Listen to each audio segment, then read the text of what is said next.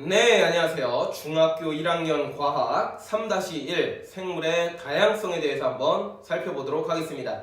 생물의 다양성이라고 하는 것은 사실 굉장히 중요한 내용이죠. 생물이라고 하는 것이 그 종 하나 자체만 하더라도 생물 자체로서 가치도 엄청나게 크고요. 그 다음에 생물이 다양해야지, 다양한 종류의 생물이 있어야지 우리 인간에게도 더 도움이 되고요. 그래서 이번 시간에는 이 생물의 다양성을 조금 더 세분화해서 생물 다양성이라는 게 무엇인지 좀 알아보는 시간을 갖도록 하겠습니다. 자, 먼저 생태계 다양성입니다. 그래서 생태계가 다양할수록, 결국에는 생태계가 다양할수록 생물 다양성이 높다라는 말이 이제 결론이 되겠는데요. 생태계라는 것은 무엇이냐? 예를 들어서 산림이라든지 강이라든지 초원이라든지 습지 또는 사막, 갯벌, 바다 등등의 이런 자연이 만들어낸 이런 것도 우리가 생태계라고 부르고요. 그 다음에 우리 인간이 만들어낸 논이라든지 밭 이런 것도 우리가 생태계라고 부르게 됩니다. 그래서 다양한 생태계가 존재를 할 때 이 다양한 생태계에 적응한 다양한 생물들이 살 수가 있겠죠. 그러면은 생물의 다양성이 더 증가된다. 그런 내용입니다. 그래서 결론은 이거예요. 생태계가 다양할수록 생물의 종류가 많아지고 생물 다양성은 높아진다. 굉장히 이제 쉬운 내용이니까 당연시하게 받아들여 주셨으면 좋겠습니다. 자, 다음 두 번째로는요, 종 다양성입니다. 종 다양성이라고 하는 것은 한 지역 내에서 다양한 종류의 생물들이 살면은 좋다. 이런 내용이 되겠습니다. 종이라는 말은 일단은 어떤 생물을 분류할 때 아주 기본이 되는 단위인데요. 지금은 일단은 그냥 생물의 종류라고 생각하시면 되고, 종이라는 말은 우리가 뒤에서 조금 더 구체적으로 학습을 하게 됩니다. 자, 어쨌든 간에 한 지역에 이렇게 다양한 생물들이 어울려 살면은, 다양한 종류의 생물들이 어울려 살면은 좋다. 이런 내용인데요. 예를 들어서 북극곰이라든지 사자 또는 기린, 고릴라, 그리고 나무늘보 등등의 생물들이 같이 어울려 살면 좋다. 솔직히 북극곰은 같이 어울려 살기 힘들 수도 있지만 어쨌든 간에 다양한 생물들이 같이 살면 좋다. 그런 얘기입니다. 노래도 있어요. 이런 거. 북극곰, 사자, 기린, 고릴라, 나무늘보 이런 노래도 있습니다. 들어보셨어요? 북극곰, 사자, 기린, 고릴라, 나무늘보 해치지 않아 이런 노래도 있습니다. 예, 그래가지고 근데 솔직히 자연에서 만나면은 위험할 수 있어요. 이런 거는 그렇죠? 해칠 수도 있습니다. 여러분들 조심하시기 바라고요. 어쨌든 간에 이렇게 다양한 종류의 생물들이 어울려 살면은 좋다. 그런 얘기가 되겠고요. 문제에서 이제 많이 나오는 것은요, 생물의 수하고 종류를 비교하는 게 많이 나오게 되는데, 생물의 수보다는요, 종류가 많을 때 우리는 종 다양성이 높다 또는 생물의 다양성이 높다라고 얘기를 하게 됩니다. 예를 들어서 가라고 하는 상황과 나라고 하는 상황 두 개를 좀 가져와 봤는데요. 이게 뭐냐면은 나무예요. 나무인데 선생님이 세모난 나무, 동그란 나무, 네모난 나무, 뾰족한 나무 이렇게 여러 가지 예시를 갖고 와 본 겁니다. 그래서 가와 나를 비교를 해보면은 일단은 나무의 개수는 가도 4개, 나도 4개입니다. 그쵸? 수는 같아요. 수는 같지만 가 같은 경우에는 세모난 거, 동그란 거 종류가 2개죠. 그에 비해서 나는요, 세모난 것도 있고 동그란 것도 있고 네모난 것도 있고 뾰족한 것도 있고, 그래서 종류가 몇 개예요? 4개죠. 여기는 종류가 2개인데 여기는 종류가 4개예요.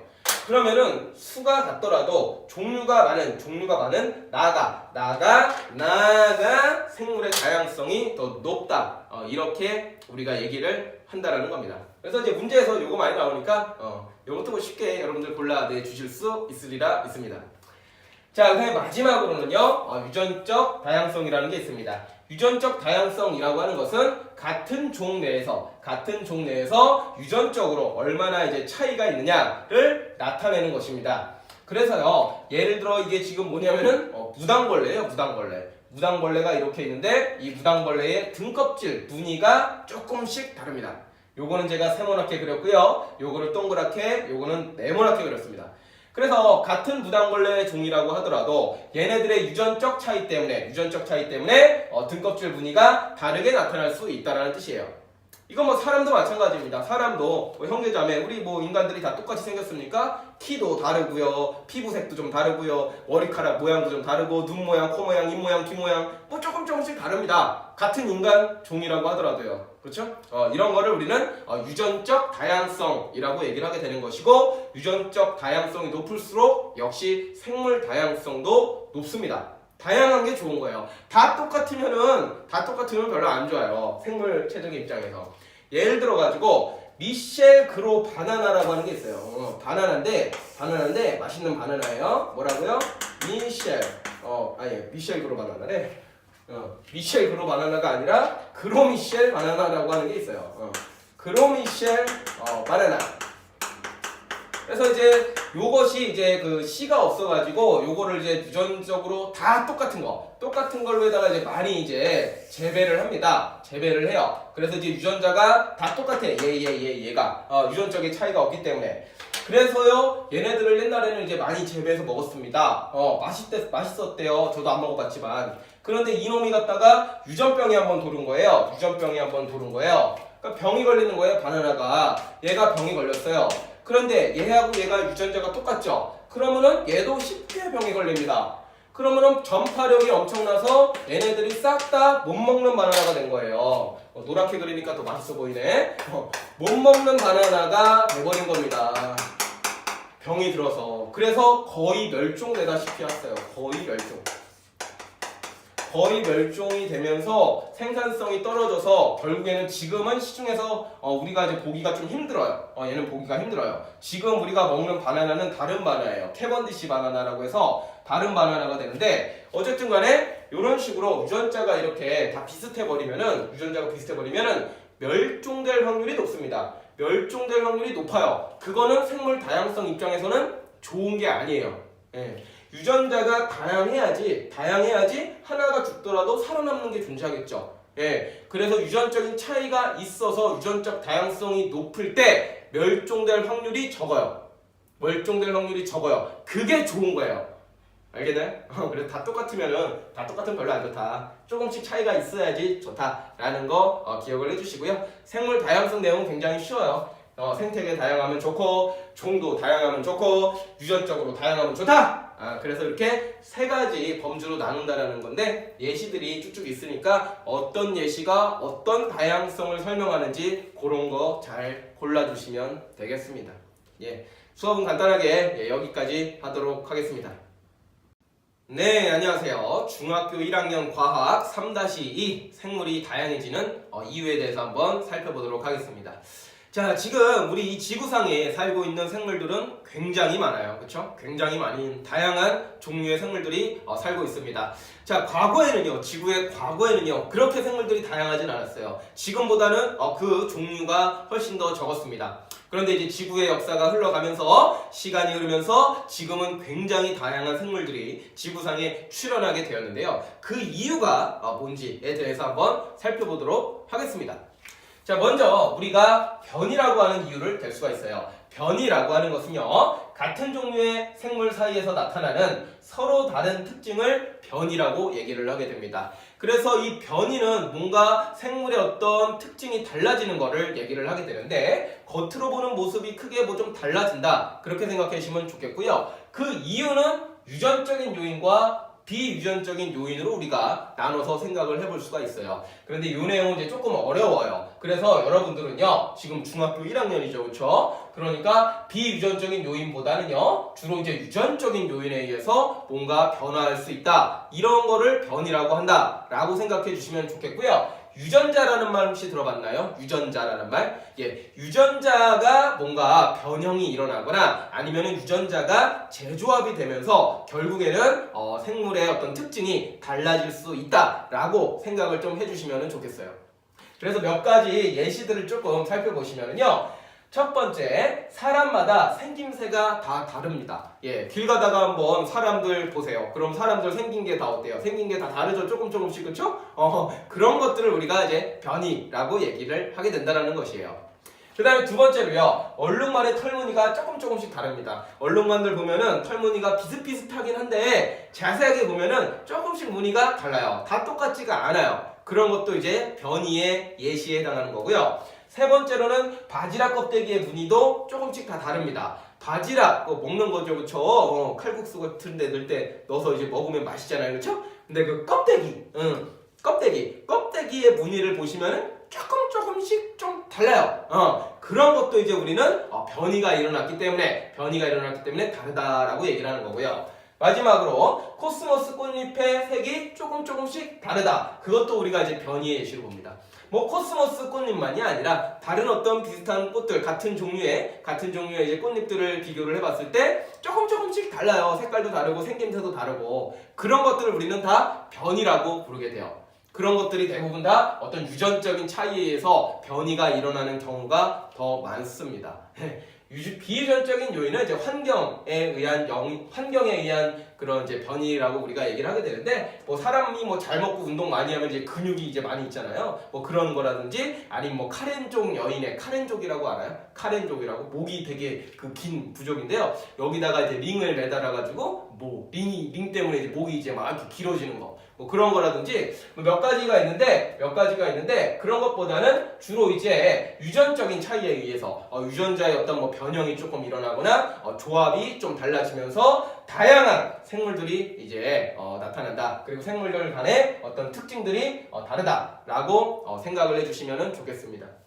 그래서 여기서 조금 문제 풀 때 기억해야 될 부분은 같은 종류다라는 거를 조금 명확하게 해주시기 바랍니다. 같은 종류에서만 나타나는 서로 다른 특징, 이런 거를 우리가 변이라고 불러요. 예를 들어서 뭐 이런 건 변이가 아니에요. 사람의 생김새와 강아지의 생김새는 다르다.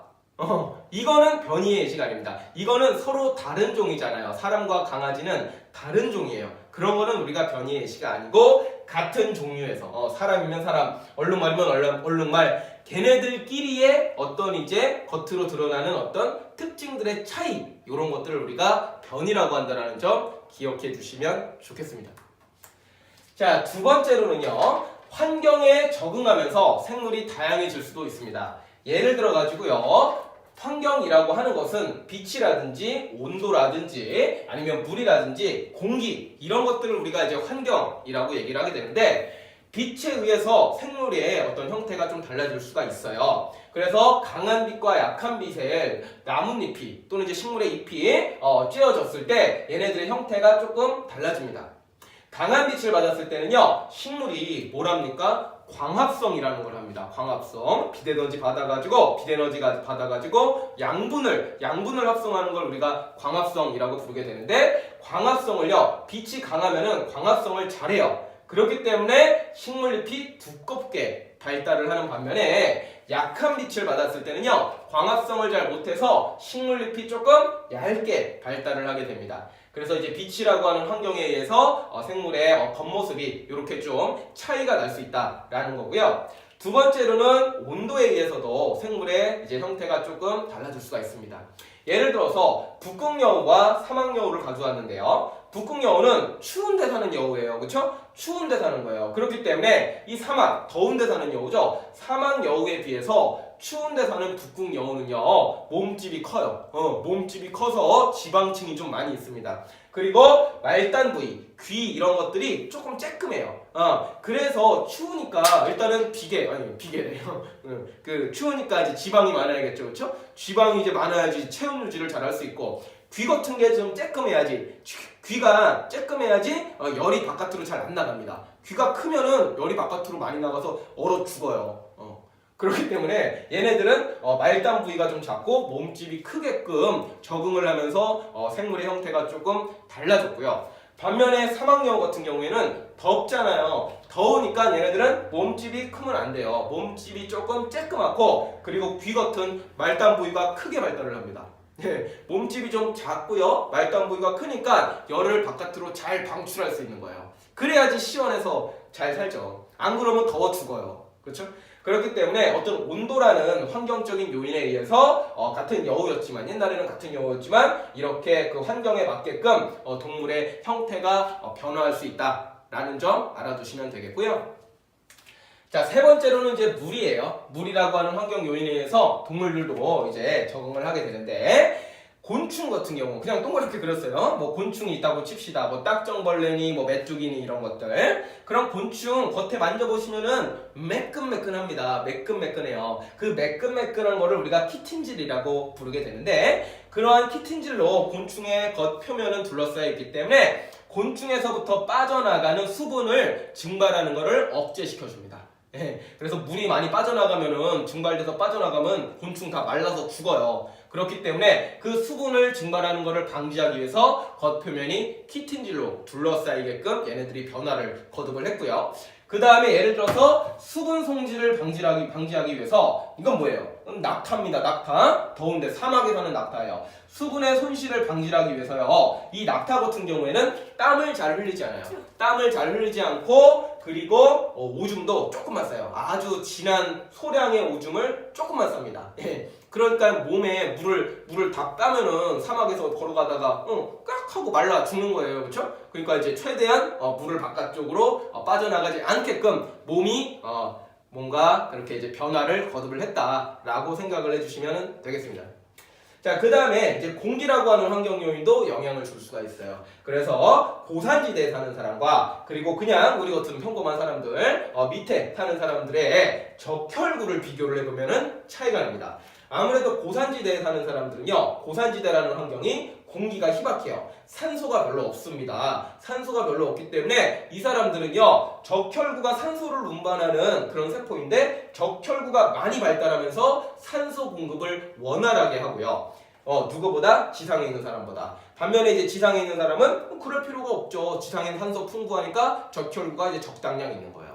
그래서 공기가 희박한 곳에는요, 산소가 별로 없으니까 적혈구가 조금 많아지는 방향으로 이 사람들의 몸이 조금 다르다. 이렇게 좀 생각을 해주시면 좋겠습니다.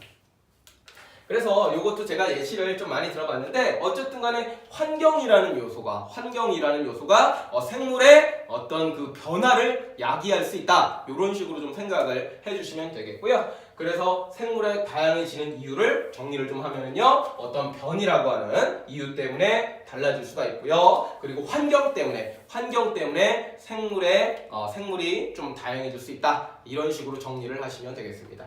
여기도 이제 예시가 많이 나올 거예요. 예시가 많이 나오면은 그것이 어디에 관련된 내용인지 이렇게 짝꿍들을 잘 찾아주시면서 학습을 하시면 되겠습니다.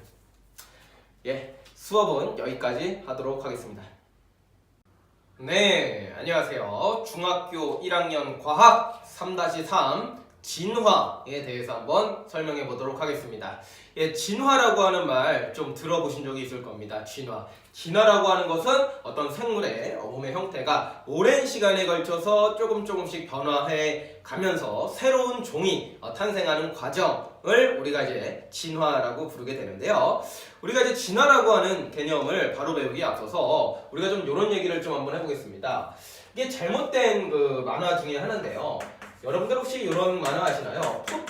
포켓 몬스터라고 하는 만화가 있습니다. 포켓 주머니에 있는 괴물이다 이런 뜻인데요. 요즘 이 만화가 있어요. 근데 만화가 있는데 여기에 이제 어떤 하나의 캐릭터가 있냐면은 피카츄라는 캐릭터가 있습니다. 피카츄 이렇게 생겼어요. 그래가지고 이제 요런 이제 어떤 이제 쥐처럼 생긴 캐릭터인데요. 이제 피카 그러는 거예요. 피카츄. 들어본 친구 있나요? 피카츄라고 하는 친구가 있는데 피카 그러는 거예요. 근데 여기서는 이제 만화의 설정상 어떠냐면은 이놈이 갖다가 막 100만 볼트 전기 공격을 쓰는 놈인데 전기 공격을 많이 하고 훈련을 하고 그 다음에 이제 점점 커가다가 자라다가 이제 또 돌멩이도 필요해요. 진화의 돌 그런 거 돌멩이도 하나 또 만지게 되면은 얘가 갑자기 진화를 한다라고 얘기를 합니다. 진화를 한다라고 해요. 진화는 한순간에 일어난다라고 얘기를 해요. 그러면서 이제 얘가 이제 덩치도 커지고 약간 이제 생김새도 달라져요. 생김새도 약간 달라지면서 꼬랑지도 약간 조금 이제 달라져요. 여기는 그냥 짧았었는데 그러면서 얘가 갑자기 이제 라이츄라고 하는 놈이 돼요. 라이츄 말하는 것도 바뀌어요. 얘는 피카 그랬는데 얘는 라이츄 이럽니다. 그래서 이제 진화라고 하는 것이 이제 한순간에 일어났다 하면서 이제 많은 학생들이 이제 진화를 이런 식으로 이해하는 경향이 있는데 이거는 정말로 잘못된 설명입니다. 예. 뭐 만화니까 그러려니 하고 뭐 넘어갈 수도 있는 내용이겠지만 많은 어린아이 학생들이 이 만화를 보면서 진화에 대한 어떤 오개념을 형성할 수 있다라는 점에서 조금 좀 잘못된 만화다라고 저는 좀 생각을 하게 됩니다. 그래서 진화는 이렇게 한순간에 일어나는 것이 아닙니다. 그리고 한 개체가 뭐 훈련을 한다고 열심히 노력한다고 일어나는 게 아니에요. 여러분들이 뭐 노력을 해가지고 진화 뭐 이게 말이 안 된다고요. 이런 식으로 진화를 이해하시면 안 되고요. 진화라고 하는 것은 아주 오랜 시간에 걸쳐서 뭔가 자손의 자손을 낳는데 그 조상 아주 이제 먼 조상하고 이제 자손하고 이제 형태가 조금 다른 거예요. 유전자의 어떤 차이가 극심해져서 완전히 새로운 개체가 되는 거를 우리는 진화라고 부르게 돼요. 그래서 말이 좀 어려울 수 있는데 바로 예시를 들어서 좀 설명을 해보겠습니다. 이 진화라고 하는 거 오랜 시간에 걸쳐서 어떤 몸이 변하게 되는데 생물의 형태가 변하게 되는데 요거를 이제 누가 이제 가장 잘 설명을 했냐면은 다윈이라고 하는 사람이 가장 잘 설명을 해냅니다. 그리고 이제 그 사람이 주창하는 이론을 자연선택설이라고 불러요. 그래서 이제 합쳐서 다윈의 자연선택설이라고 부르게 되는데 이 다윈의 자연선택설이 진화를 가장 잘 설명하고 지금도 많은 과학자들이 이 이론을 기반으로 해서 진화를 설명을 하게 됩니다. 그래서 여기서는 어떤 식으로 설명을 하게 되냐면요. 기린으로 좀 예시를 한번 들어볼게요. 기린으로 한번 예시를 들어보겠습니다. 현재의 기린 어떻습니까? 현재의 기린의 주된 특징은 목이 굉장히 길죠, 그렇죠? 목이 굉장히 깁니다. 그런데 기린의 이제 조상화 속도를 분석하면은 목이 그렇게 길지가 않은 걸로 나타나게 됩니다. 그래서 어떤 식으로 해서 이제 목이 길어졌느냐? 그거를 이제 설명을 해보는데 기린의 목이 옛날에는 좀 짧았다라는 거죠. 짧았는데 얘네들이 이제 다 똑같은 건 아니고 그 중에 조금 긴 놈도 있었다라는 거예요. 그래갖고 요놈들이 뭔 짓을 합니까? 나뭇잎을 뜯어먹으면서 살아요. 그쵸? 나뭇잎을 뜯어먹고 사는데 아무래도 목이 긴 놈보다 짧은 놈은 잘 못 뜯어먹어요. 잘 못 먹으면은 동물의 세계에서 잘 못 먹으면은 죽습니다. 그쵸? 뭐 따다 안 줘요. 그쵸? 그러니까 죽어요. 못 먹으면 죽어요. 죽으면은 번식도 못 합니다. 번식도 못해요. 그러다 보면은 아무래도 키 큰 놈들이 많이 살아남게 되고 이 키 큰 놈들이 번식을 하게 되면은 얘네들과 비슷한 놈들이 태어나겠죠. 그럼 뭐 얘보다 조금 짧은 놈도 태어날 수 있고 부모만한 놈도 태어날 수 있고 또 더 긴 놈도 태어날 수 있어요. 변이가 일어나면서. 그러면은 얘네들이 또 나뭇잎을 따먹는 경쟁을 하게 돼요. 그래서 아무래도 긴 놈보다는 짧은 놈은 못 먹으니까 또 죽어버립니다. 이런 식으로 계속 반복이 되다 보면은 계속 키 큰 놈들이 살아남게 되고 얘네들이 자손을 낳으면은 또 지만한 놈, 지보다 더 큰 놈 이런 식으로 태어날 텐데 아무래도 목이 긴 놈들이 계속 생존할 확률이 높다라는 거예요. 그럼 그런 놈들이 계속 자식을 낳다 보면은 결국에는 기린의 목이 길어질 수 있다. 그래서 현재의 기린의 목은 길다라고 설명하는 게 다윈의 자연선택설입니다. 굉장히 오랜 시간에 걸쳐서 살아남는 거예요. 이 나뭇잎을 따먹고 싶다고 기린이 저거 따먹을래 하면서 계속 연습 훈련을 하다가 어느 날 갑자기 기린 진화 돼갖고 목이 빡 길어지고 그런 게 아니라는 거예요. 알겠나요? 그러니까 이거는 굉장히 잘못된 오개념입니다. 예, 물론 뭐 만화긴 한데 이런 식으로 진화를 생각을 했던 친구들이 있으면은 이번 수업을 통해서 정확하게 진화라는 게 어떤 건지 이해해 주시기 바랍니다. 그래서요, 요거는 잘못된 예시예요. 피카츄 진화 이런 거 한 개체 내에서 일어날 수가 없습니다. 진화라고 하는 것은 이런 식으로 일어나게 되고 요거를 좀 정리를 하면은요, 처음에 이 동물들이요 과잉 생산을 했다라고 얘기를 하게 돼요. 과잉 생산. 그럼 과잉 생산한 개체들 간에 개체 간에 변이가 일어났다라고 우리가 얘기를 합니다. 변이 주로 이제 유전적인 차이 때문에 변이가 일어날 수 있어요. 더 큰 놈이 태어날 수도 있고 더 작은 놈이 태어날 수도 있습니다. 그 다음에 이 개체 변이가 일어난 놈들끼리 먹이를 뜯어먹고 번식을 하는 생존 경쟁을 하게 됩니다. 생존 경쟁을 하게 돼요. 그래서 이 생존 경쟁 결과 살아남은 놈들, 이 환경에 가장 적합한 놈들이 살아남게 됩니다. 그런 거를 우리가 적자 생존이라고 불러요. 적자 생존. 그리고 이 적자 생존한 놈들끼리 다시 또 자손을 낳으면 과잉 생산을 할 것이고 그 과정에서 이제 개체 변이가 일어날 것이고 그 과정 개체 변이 일어난 놈들끼리 다시 생존 경쟁을 하고 그 다음에 그 환경에 또 가장 적합한 놈들이 살아남고 이것들이 계속적으로 오랜 시간에 걸쳐서 반복이 되다 보면은 새로운 종이 탄생한다. 종의 분화가 일어난다. 라고 얘기를 하는 것이 바로 다윈의 자연선택설이고 이것이 현대의 진화를 가장 잘 설명하는 이론입니다. 핵심 뼈대가 되는 내용이에요.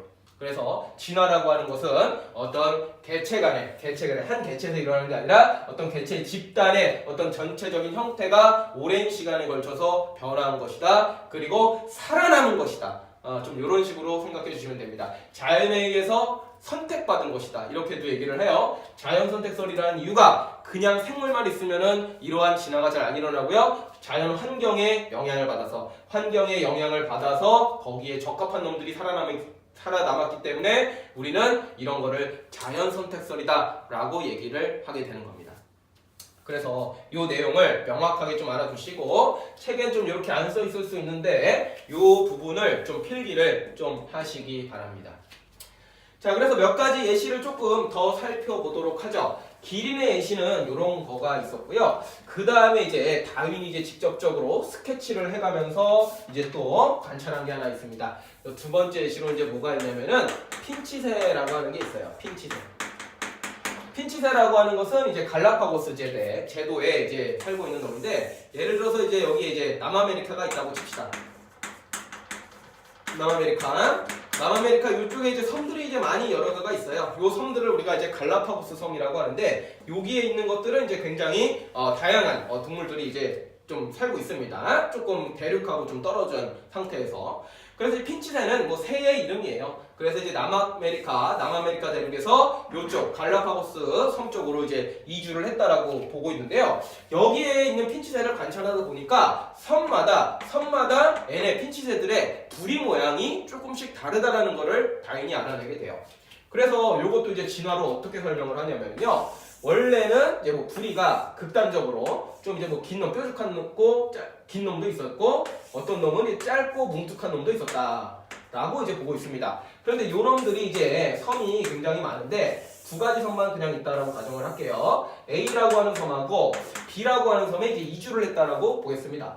그래서 얘네들이 이제 이주를 해요. 이주를 하는데 좀 짧고 뭉툭한 이주를 해요. 랜덤으로 이주를 하겠죠. 그렇죠? 랜덤으로 이주를 하게 되는데 하필이면 A라고 하는 섬에는 이제 선인장이 이렇게 자라는 겁니다. 선인장이 이렇게 조금 많이 열려 있고요. 그 다음에 하필이면 B라고 하는 섬은 크고 단단한 어떤 열매 또는 씨앗이라고 해요. 씨앗이 이제 잘 자라는 환경을 갖고 있었습니다.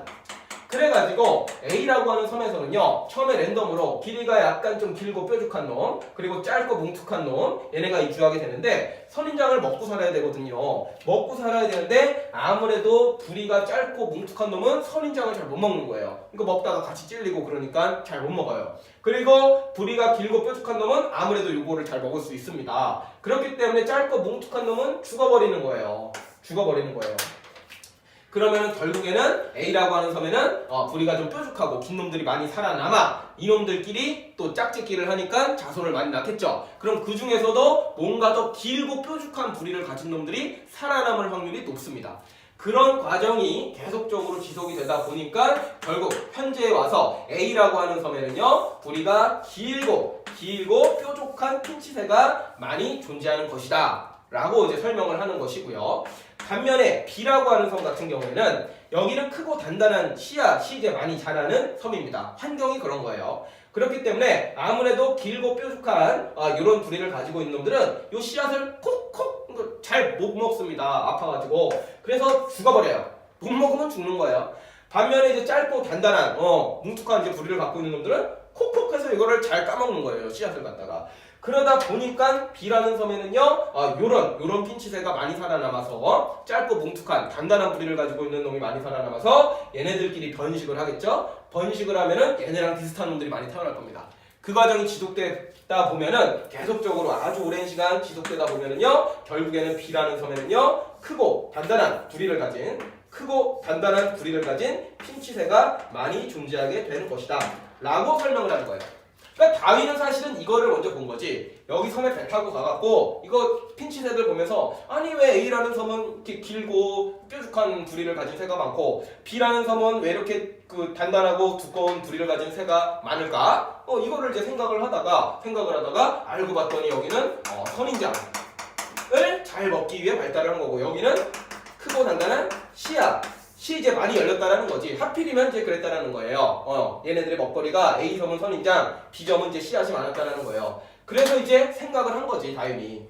이랬을 것이다 라고. 처음에는 원래 랜덤하게 있었는데 그 환경에 맞는 놈들이 많이 적자 생존을 하다 보니까 그리고 그놈들끼리 자꾸 새끼를 낳다 보니까 결과적으로는 A섬에는 길고 뾰족한 부리를 가진 핀치새가 많이 살아남고 B라고 하는 섬에는 결국에는 크고 단단한 부리를 가진 핀치새가 많이 살아남고 그러면서 종이 분화됐더라 라고 하는 것이 바로 다윈의 자연 선택설이 되겠습니다. 그래서 진화라고 하는 것은 정말 어떻게 보면 우연찮게 일어난다라고 생각할 수가 있습니다. 우연찮게 일어난다라고 생각을 할 수 있습니다. 요 예시 하나 좀 알아두시고요. 그 다음에 예시 하나만 더 할게요. 역시나 이제 갈라파고스 섬에 관련된 얘기인데요. 거북이가 있어요. 거기에 이제 또 새도 있고 거북이도 있습니다. 그래서 이제 갈라파고스, 거북 뭐 이렇게 얘기를 우리가 하게 되는데요. 갈라파고스 거북이. 그래서 얘도 이제 보면은요. 섬마다 이제 약간 목이 긴 거북도 있고 목이 짧은 거북도 있습니다. 그래서 요것도 이제 어떤 식으로 설명을 하게 되냐면 처음에는 거북이 좀 단순하게 그릴게요. 목이 이제 좀 원래는 좀 짧았다라고 합니다. 거북이들 목이 좀 짧죠. 그렇죠?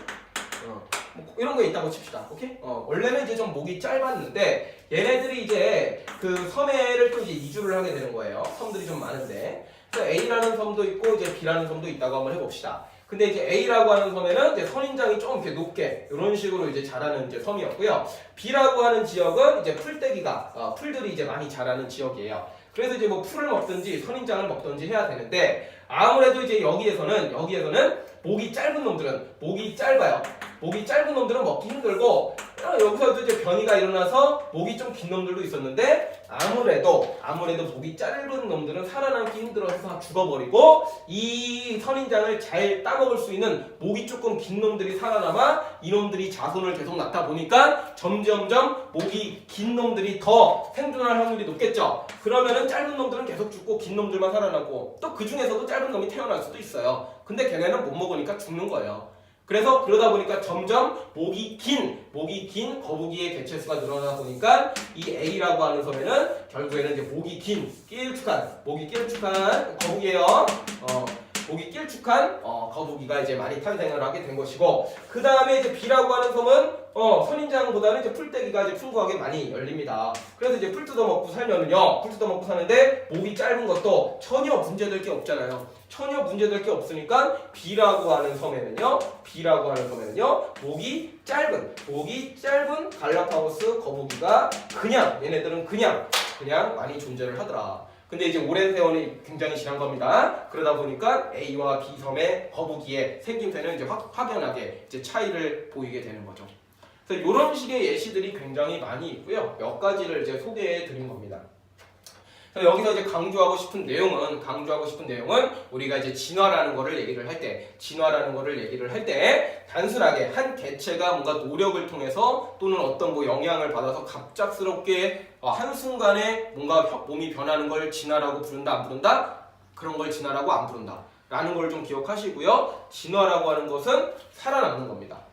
그 환경에 가장 적합한 놈이 살아남아서 또 자손 나고 그 자손들 중에서 또 적합한 놈이 더 잘 살아남고 그 과정이 반복되다 보니까 결국에는 오랜 시간에 걸쳐서 다양한 다른 생물들이 탄생을 했다라는 것이 이제 진화다라고 이해를 해주시면 되겠습니다. 그러니까 여러분들이 뭐 이게 노력한다고 진화 안 돼요. 알았어? 여러분들의 자손 이렇게 가야지 조금씩 뭐 진화가 될 수도 있고 안 될 수도 있고 그런 겁니다. 그래서 진화라고 하는 것을 처음에 제가 피카츄 예시로 좀 들었었는데 그거는 좀 잘못된 거다. 알았죠? 그리고 이게 맞는 거다. 라고 이해를 해주셨으면 좋겠습니다. 예, 수업은 여기까지 하도록 하죠. 네, 안녕하세요. 중학교 1학년 과학 3단원 생물의 분류에 대해서 한번 설명해 보도록 하겠습니다. 그래서 이제 생물이라고 하는 것이 이제 굉장히 많습니다. 그래서 이제 살아 돌아다니는 이제 뭐 동물들 같은 거, 뭐 개, 고양이, 뭐 사람 이런 것들도 다 생물이고, 그 다음에 이제 뭐 나무라든지 아니면 이제 풀떼기라든지 뭐 이제 식물이라고 하는 것들 그런 것들도 생물이고, 그 다음에 이제 눈에 또 잘 보이지 않는 쬐끄만 뭐 미생물이라든지 세균 같은 것들 그런 것들도 다 생물입니다. 그래서 이제 지구상에 보시면 생물들이 굉장히 많아요. 생물들이 굉장히 많아요. 그래서 이제 그것들을 이제 어떻게 분류를 해야 되냐, 어떻게 분류를 해야 되냐 그런 얘기들을 지금부터 좀 해보도록 하겠습니다. 먼저 이 생물을 분류하려면요 기준이 필요합니다. 기준이. 그래서 생물을 분류하는 기준이 크게 인위분류와 자연분류로 나눌 수가 있는데요. 먼저 인위분류부터 살펴보시게 되면요, 인위분류는요 말 그대로 인간이 사람의 편의에 따라서 기준을 마련해 놓고 분류하는 방법이 되겠어요. 그래서 우리 인간의 이용 목적이라든지 아니면은 우리 인간이 봤을 때 얘가 이제 어디 사는지 서식처에 따라서 분류를 할 수가 있습니다. 예를 들어서 이용 목적에 따라서 뭐 약용으로 쓸 수 있는지 아니면 식용으로 쓸 수 있는지 약용식물과 식용식물 이렇게 두 가지로 우리가 뭐 나눌 수도 있고요. 그 다음에 이제 서식처에 따라서 이제 육상에 사는지 아니면은 이제 물 속에 사는지, 그래서 육상 동물이나 뭐 수중 동물 이런 식으로도 우리가 분류를 할 수가 있다는 얘기입니다. 우리가 이제 편리하게 사용을 하기 위해서 인위 분류라는 걸 하게 되는 거예요. 반면에 자연분류라고 하는 것이 있는데요. 자연분류라고 하는 것은 생물 고유의 특징으로서 생물들을 분류를 하게 되는 겁니다. 그래서 생물의 생김새를 이제 보거나요. 뭐 예를 들어 뭐 꼬리가 있는지 없는지, 뭐 다리가 있는지 없는지 그런 겉으로 뚜렷하게 나타나는 특징이 있잖아요. 그런 생김새라든지 아니면은 속의 구조, 안에 이제 뭐 척추가 있는지 없는지 아니면은 뭐 이제 무척추 동물인지, 또는 예를 들어서 이제 뭐 날개가 있는데 요 날개 그 안쪽에 뼈가 있는지. 새 같은 경우는 이제 날개가 안에 이제 뼈가 있습니다. 근데 이제 곤충 같은 경우는 날개는 있지만 그건 뼈가 아니에요. 곤충 같은 경우에는 이제 여기 이제 등 비닐이 이제 약간 이제 변이를 일으켜서 이제 만들어진 날개거든요. 곤충은 그 날개가 뼈가 없습니다. 그래서 그 내부 구조를 이제 속구조라고 얘기하는 것이고요. 그거에 따라서 분류를 할 수도 있고, 그 다음에 이제 번식 방법에 따라서 분류를 할 수가 있어요. 뭐 얘가 뭐 새끼를 낳는지 아니면은 알을 낳는지 이런 식으로도 분류를 할 수 있고, 그 다음에 이제 광합성을 하는지 안 하는지. 광합성이라는 파트가 좀 어렵습니다. 2학년 4단원쯤에 나오게 되는데요. 간단하게 설명드리자면 이제 식물이 이제 햇빛을 받아가지고 그 다음에 이제 물하고 이제 이산화탄소라고 하는 기체를 이용해서 어떤 양분을 만드는 거예요. 그러니까 어떤 이제 물하고 이산화탄소를 이용을 해서 햇빛, 빛에너지를 이용을 해가지고 양분을 먹는 거예요. 먹거리 만드는 거예요. 그 다음에 이제 산소라는 기체도 발생시키게 되는데, 이러한 광합성을 할 수 있는지 없는지에 따라서도 나눕니다. 보통 식물들은 광합성을 하죠. 그렇지만 우리 인간들, 사람들은, 동물들은 광합성을 못합니다. 그렇죠? 그래서 그거에 따라서도 분류를 하고요. 그 다음에 이제 요즘에는 이제 기술이 무한하게 발전이 됐기 때문에 유전자를 통해서도 우리가 분류를 할 수가 있습니다. DNA 혹시 들어봤나요? DNA라고. 그래서 이제 유전자 안에 있는 이제 DNA를 이제 정확하게 이제 DNA 안에 유전자가 들어있는데, 그 유전자를 정밀하게 분석을 하면은 뭐 개와 고양이가 얼마나 가까운지, 인간과 원숭이가 뭐 얼마나 가까운지 이런 것들을 이제 퍼센테이지화해서 정밀하게 우리가 비교를 하게 됩니다. 그런 거를 이제 유전자 분석이라고 불러요. 그래서 이 자연 분류를 통하면은요 아주 구체적으로 생물들을 분류를 할 수가 있습니다. 과학에서는요 어떤 분류 기준을 가지고 생물들을 분류할까요? 과학에서는요 바로 이 자연 분류를 통해서 생물들을 분류를 합니다. 이 인위 분류라고 하는 것은요 사람에 따라서 다를 수가 있어요. 사람의 생각이 다 똑같은 게 아니기 때문에요. 그렇죠? 어떤 사람은 뭐 이거를 약용으로 쓸 수 있지만 어떤 사람은 이제 약용을 못 쓸 수 있고, 누군가는 이걸 먹을 수 있다고 하지만 누군가는 또 먹을 수 없다라고도 얘기를 하기 때문입니다. 그래서 이제 인위 분류보다는 과학에서는 이 자연 분류를 통해서 생물들을 분류를 하게 됩니다. 그 내용은 이제 한 다음 시간에 좀 구체적으로 좀 알아보고, 일단은 그럼 그렇게 분류해서 뭐가 좋냐 이 얘기를 좀 한번 해보겠습니다. 생물의 분류의 목적인데요. 일단은 생물을 이렇게 잘 분류를 하면요 생물 사이에 멀고 가까운 관계를 파악할 수가 있습니다. 여기서 이 멀고 가까운 관계를 이런 식으로도 표현을 합니다. 유연관계라고도 표현을 합니다. 그래서 생물 사이에 어떤 유연관계를 파악할 수 있다라는 의미인데, 그러니까 이제 지금 굉장히 많이 생물들이 있는데 우리가 지금 벌써 얘네들을 이제 추적하기로는 결국에는 이제 공통조상이 있었다라고 봐요. 과거에는. 그래서 이제 공통조상에서부터 분화가 거듭을 되면서 다양한 생물들이 지금 생겨난 건데 결국에는 지금 생물들이 누가 누구랑 더 친척이 가까운 친척인가 그런 거를 이제 우리가 알 수 있다라는 거예요. 자연 분류를 해버리면은 알겠나요? 그래서 얘네들은 요렇게 비슷하고 얘네들은 요렇게 비슷하니까 묶다 보면은 나뭇가지처럼 우리가 쫙 얘네들에 있던 종의 어떤 그 개통수라고 부르게 되는데 어떤 종이 어떻게 분화가 됐는지를 우리가 판단하기도 쉽다라는 얘기입니다. 그래서 이제 결국에는 이제 우리의 조상이 누군가 그런 거 이제 역추적해 갈 때 더 편리하다 뭐 그런 얘기가 되겠습니다. 자, 그다음 두 번째로는요, 새로 발견한 생물의 분류가 굉장히 편리합니다. 이건 좀 당연한 얘기예요. 그래서 이제 아직까지도 새로운 종들이 막 발견되고 있어요. 그래서 이제 지금 쫙 다 분류를 해놨는데 새로운 게 나왔어. 그럼 얘는 어디에 비슷할까? 미리 분류가 되어 있으면 이쪽에 제일 비슷하네 하면서 이쪽에다가 탁 집어넣으면 되잖아요, 그렇죠? 그런 편의가 있고요. 세 번째로는 같은 무리에 속하는 생물의 특징을 미루어 짐작할 수가 있습니다. 여러 생물들이 이제 분류를 해놨어요. 그럼 이제 A라는 집단, B 집단 확실히 구별되는 특징이 있잖아요. 그러면은 A라는 집단에 얘는 예를 들어 토끼라고 하는 것은 A 집단에 있기 때문에 얘는 포유류이기 때문에 새끼를 낳을 것이야. 얘는 정원 동물일 것이야. 온도 조절을 할 것이야. 이렇게 할 수 있고. 그 다음에 뱀 같은 경우는 이쪽에 속해 있기 때문에 뱀은 이제 파충류에 속해 있기 때문에 뱀 같은 경우는 얘는 이제 온도 조절이 잘 안 될 것이야. 알을 낳을 것이야. 이런 식으로 그들만의 이제 특징들을 우리가 쉽게 미루어서 짐작할 수 있다는 얘기가 되겠습니다. 자, 그 다음에요. 마지막으로 생물의 분류 과정인데요. 한글로 이제 쭉쭉쭉쭉 써있긴 해요. 근데 실제로 중요한 것은 이렇게 다양한 생물들이 있을 때 얘네들을 어떻게 분류할 것인가? 사실은 이게 중요한 내용이 되겠죠. 그래서 가상의 동물들을 좀 가져와 봤습니다. 가상의 동물들을 가져와 봤는데 얘네들을 갖다가 이제 어떻게 분류를 하는 게 좋으냐라고 했을 때요. 먼저 관찰을 잘해야 됩니다. 얘네들이 뭐가 비슷한지 뭐가 다른지 그런 거를 관찰을 잘해야 돼요. 어떤 과학의 어떤 출발점이죠. 그래서 관찰을 해봅시다. 그럼 어때요? 일단은 기본적으로 팔다리는 다 달렸어요. 그렇죠? 그 다음에 몸통 있고 머리 있습니다. 눈도 하나씩 달렸어요. 그렇죠? 몸 색깔은 조금 다 다르네요. 그렇죠? 그 다음에 이제 더듬이를 보시면 얘는 동그랗고 얘네 셋은 별이에요. 더듬이를 기준으로 해갖고 우리가 얘네들 나눌 수 있겠다. 쉽죠, 그렇죠? 그래서 일단은 분류 기준을 정합니다. 선생님은요, 이 가상의 생물들을 더듬이를 기준으로 해서 일단 1차적으로 한번 나눠보겠습니다. 그럼 더듬이가 동그란 공 모양이 있고요. 그 다음에 더듬이가 별 모양이 있어요. 그럼 이제 얘네들을 좀 일단은 1차적으로 나눠보게 되면은 더듬이의 모양이 공 모양인 놈은 A밖에 없으니까 A는 여기다 놓고 별 모양인 것들은 B, C, D가 되겠죠. 그렇죠? 얘네들은 이제 별 모양이 되는 거야. B, C, D.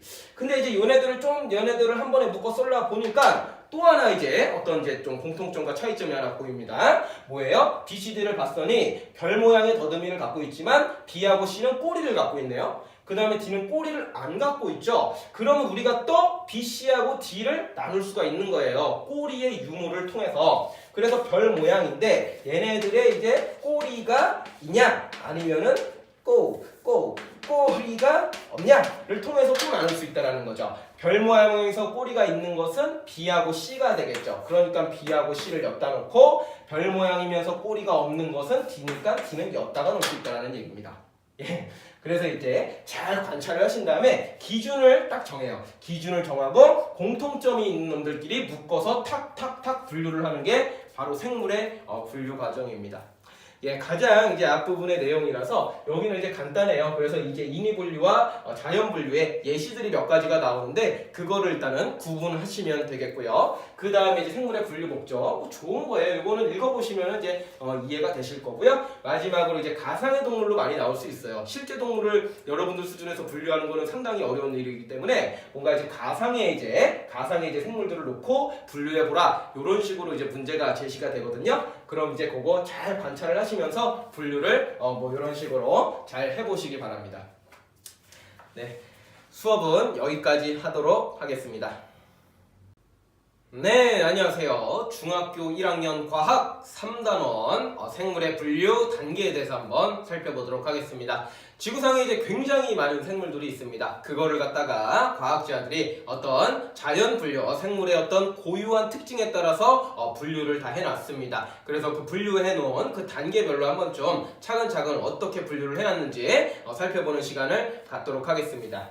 일단은 분류 단계의 가장 기본적인, 가장 하위가 되는 가장 기본적인 분류 단계의 이름은 바로 종입니다. 종. 예. 그래서 우리가 선생님이 여러 가지 예시를 좀 써봤는데, 들고양이, 삭, 호랑이, 북극곰, 대왕고래, 참새, 좀은 좀벌레예요. 좀벌레. 그래서 이런 것들이 있는데, 이런 것들이 이제 기본적으로 우리가 종이라고 부르는 거예요. 들고양이종, 삭종, 호랑이종, 북극곰종 이런 식으로 우리가 종이라고 부르는데 이게 가장 기본 분류 단계다라는 걸 좀 알아두시면 되겠고요. 그 다음에 이제 우리가 비슷한 종끼리 묶어서요. 속이라고 표현합니다. 속. 예. 그래서 예를 들어 들고양이와 이제 삭이 좀 이제 고양이처럼 생긴 게 비슷하거든요. 그래서 얘네들을 갖다가 우리가 고양이 속 이렇게 부르게 됩니다. 고양이 속. 그 다음에 이제 호랑이 같은 경우에는 이제 표범 속에 속하게 돼요. 표범하고 좀 비슷하거든요, 얘가. 그 다음에 이제 북극곰 같은 경우에는 큰 곰 속에 속하게 됩니다. 그 다음에 이제 대왕고래. 대왕고래는 우리가 이제 그 흰수염고래라고도 부르는 거예요. 엄청 커요. 코끼리보다 더 큰 고래예요, 그거. 지구상에서 제일 큰 고래 있잖아요, 그쵸? 그 고래인데 얘는 이제 대왕고래 속에 속하게 되고요. 그 다음에 참새, 참새 같은 경우에는 참새 속에 속하게 되고요. 좀 같은 경우에는 좀 속에 속하게 됩니다. 좀은 벌레예요. 좀벌레 들어보신 적 있나요 혹시? 좀벌레? 자, 그렇게 해서 이제 두 번째로다가 비슷한 종끼리 묶은 거를 우리가 뭐라고 부른다고요? 속이라고 부른다고요. 그래서 종 다음에 이제 속으로 나누게 되고요. 그 다음에 이제 비슷한 속끼리 또 묶어서 우리가 뭐라고 표현하냐면은 과라고 표현하게 됩니다. 그래서 이제 고양이 속하고 표범속을 묶어서요. 우리가 이제 고양이 과다. 요렇게 이제 부르게 돼요. 고양이과라는 말은 좀 들어보신 적이 있을 거예요. 그렇죠? 고양이과. 그 다음에 이제 큰 곰 속에 속하는 놈들은요. 우리가 이제 곰과 이렇게 부르고요. 대왕고래 속에 속하는 놈들은요. 우리가 수염고래과 이렇게 우리가 부르게 되고요. 그 다음에 이제 참새 속에 속하는 놈들은 우리가 이제 참새과 이렇게 부르고요. 그 다음에 좀 속에 속하는 것들은 우리가 좀과 이렇게 부릅니다. 그래서 이제 비슷한 속들을 묶어서 우리가 이제 과라고 부른다라는 거 좀 기억을 해주시면 좋겠어요. 여기 예시들은요, 그냥 이거 선생님이 그냥 이제 예시로 그냥 말 그대로 예시로 한 거라서 뭐 이거를 외우는 건 아닙니다. 여러분들은 여기 끝에 노란색으로 되어 있는 것만 기억하시면 돼요. 누가 누구에 속하는지, 누가 누구보다 이제 상위 단계인지, 누가 누구보다 하위 단계인지 그 정도만 좀 챙겨두시면 돼요. 이건 그냥 예시예요. 알겠죠?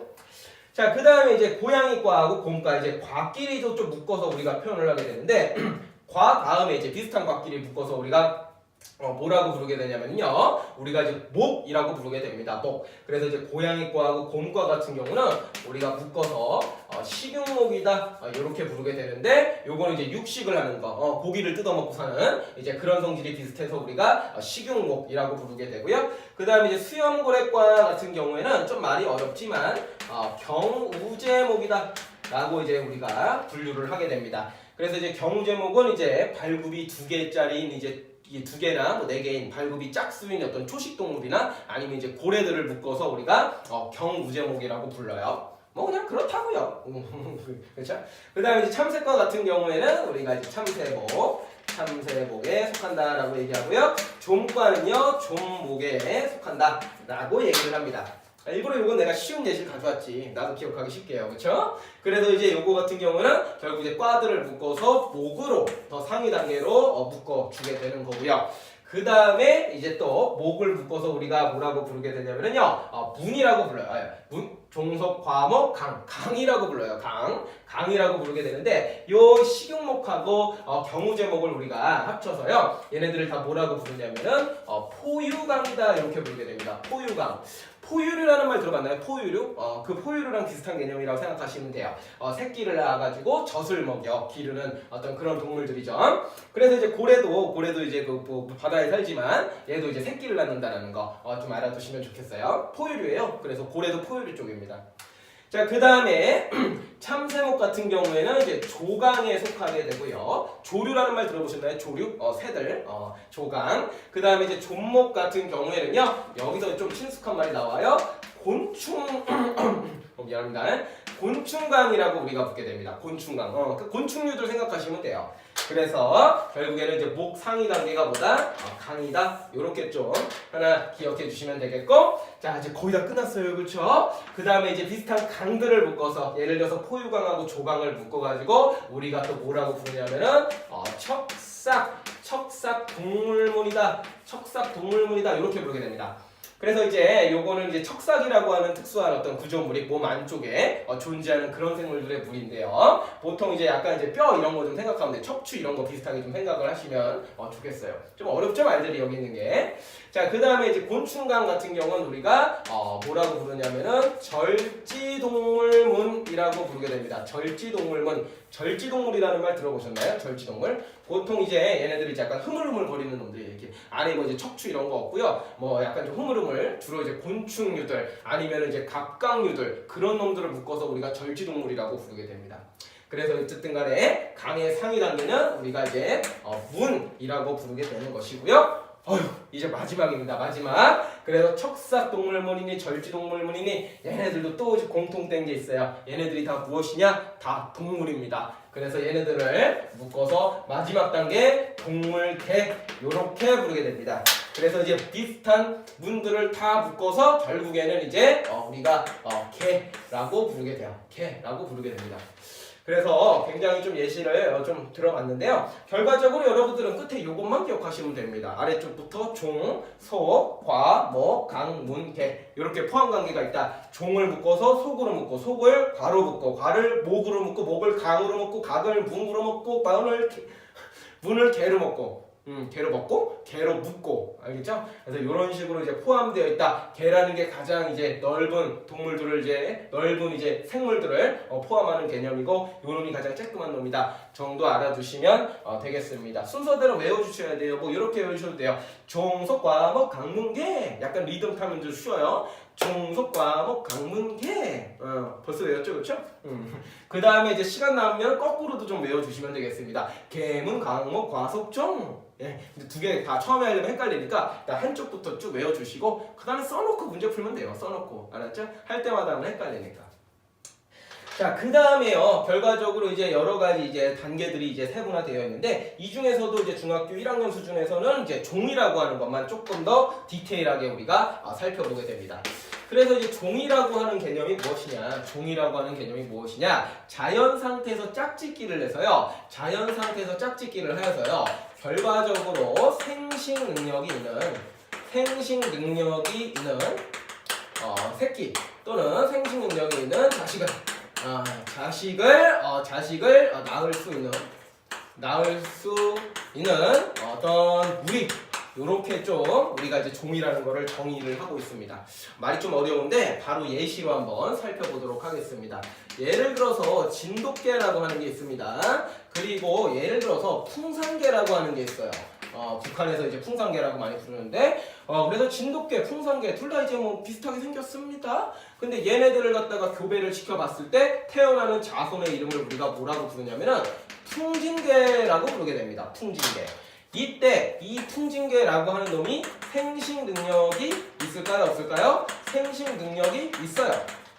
그러면은 우리는 이때 진돗개와 풍산개 그리고 풍진개 얘네 셋 다 뭐라고 부른다? 얘네를 갖다가 우리가 같은 종이다 라고 우리가 얘기를 하게 된다는 거예요.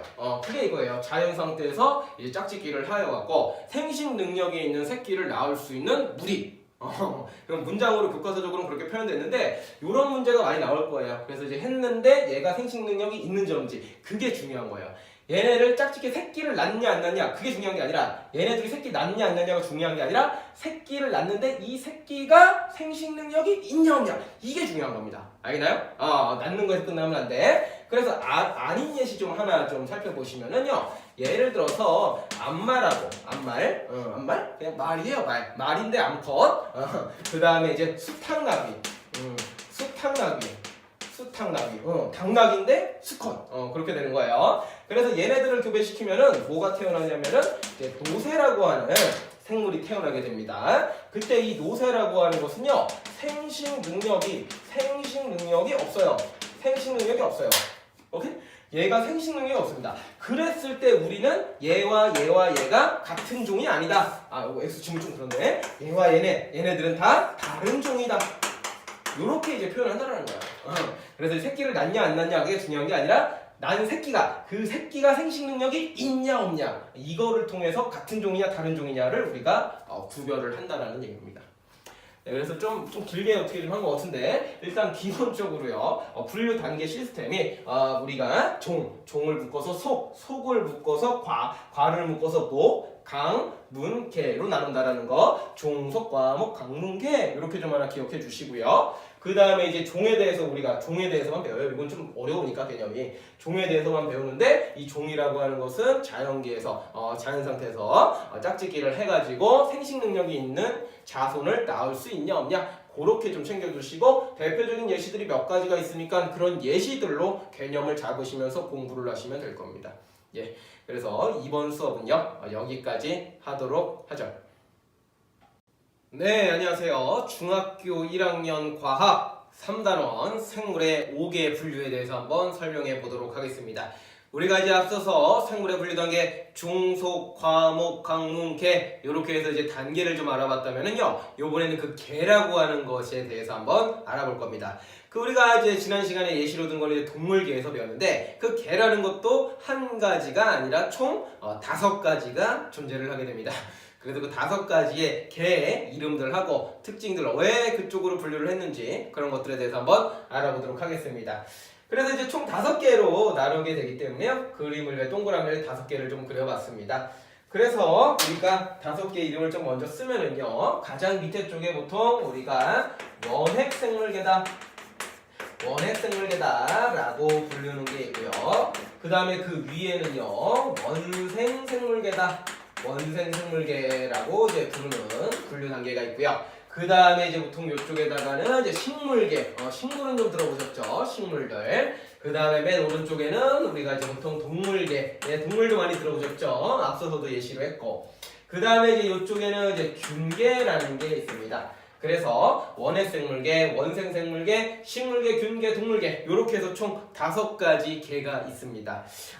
많지 않죠, 그렇죠? 자, 그래서 요 개를 갖다가 이런 식으로 이제 구분을 했던 이유 중에 하나가 첫 번째로 요렇게 좀 한번 구분선을 그어보도록 하겠습니다. 이렇게. 그래서 이제 원핵생물계하고 나머지 개 이렇게 나누게 되는데 이 원핵생물계 같은 경우에는요 핵이 없다 또는 핵막이 없다 이렇게 우리가 표현을 하고요. 그 밖에 얘네 4개의 개는요 4개의 개는요 얘네들은 핵이 있다 또는 핵막이 있다 이렇게 우리가 구분을 좀 짓습니다.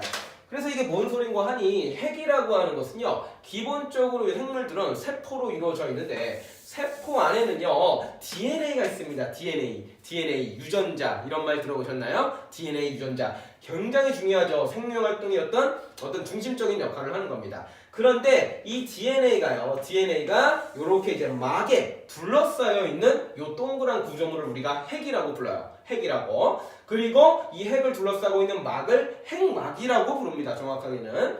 그래서 이런 경우도 있고요. 또는 그냥 이 세포 안에 DNA가 이렇게 퍼져 있는 경우도 있습니다.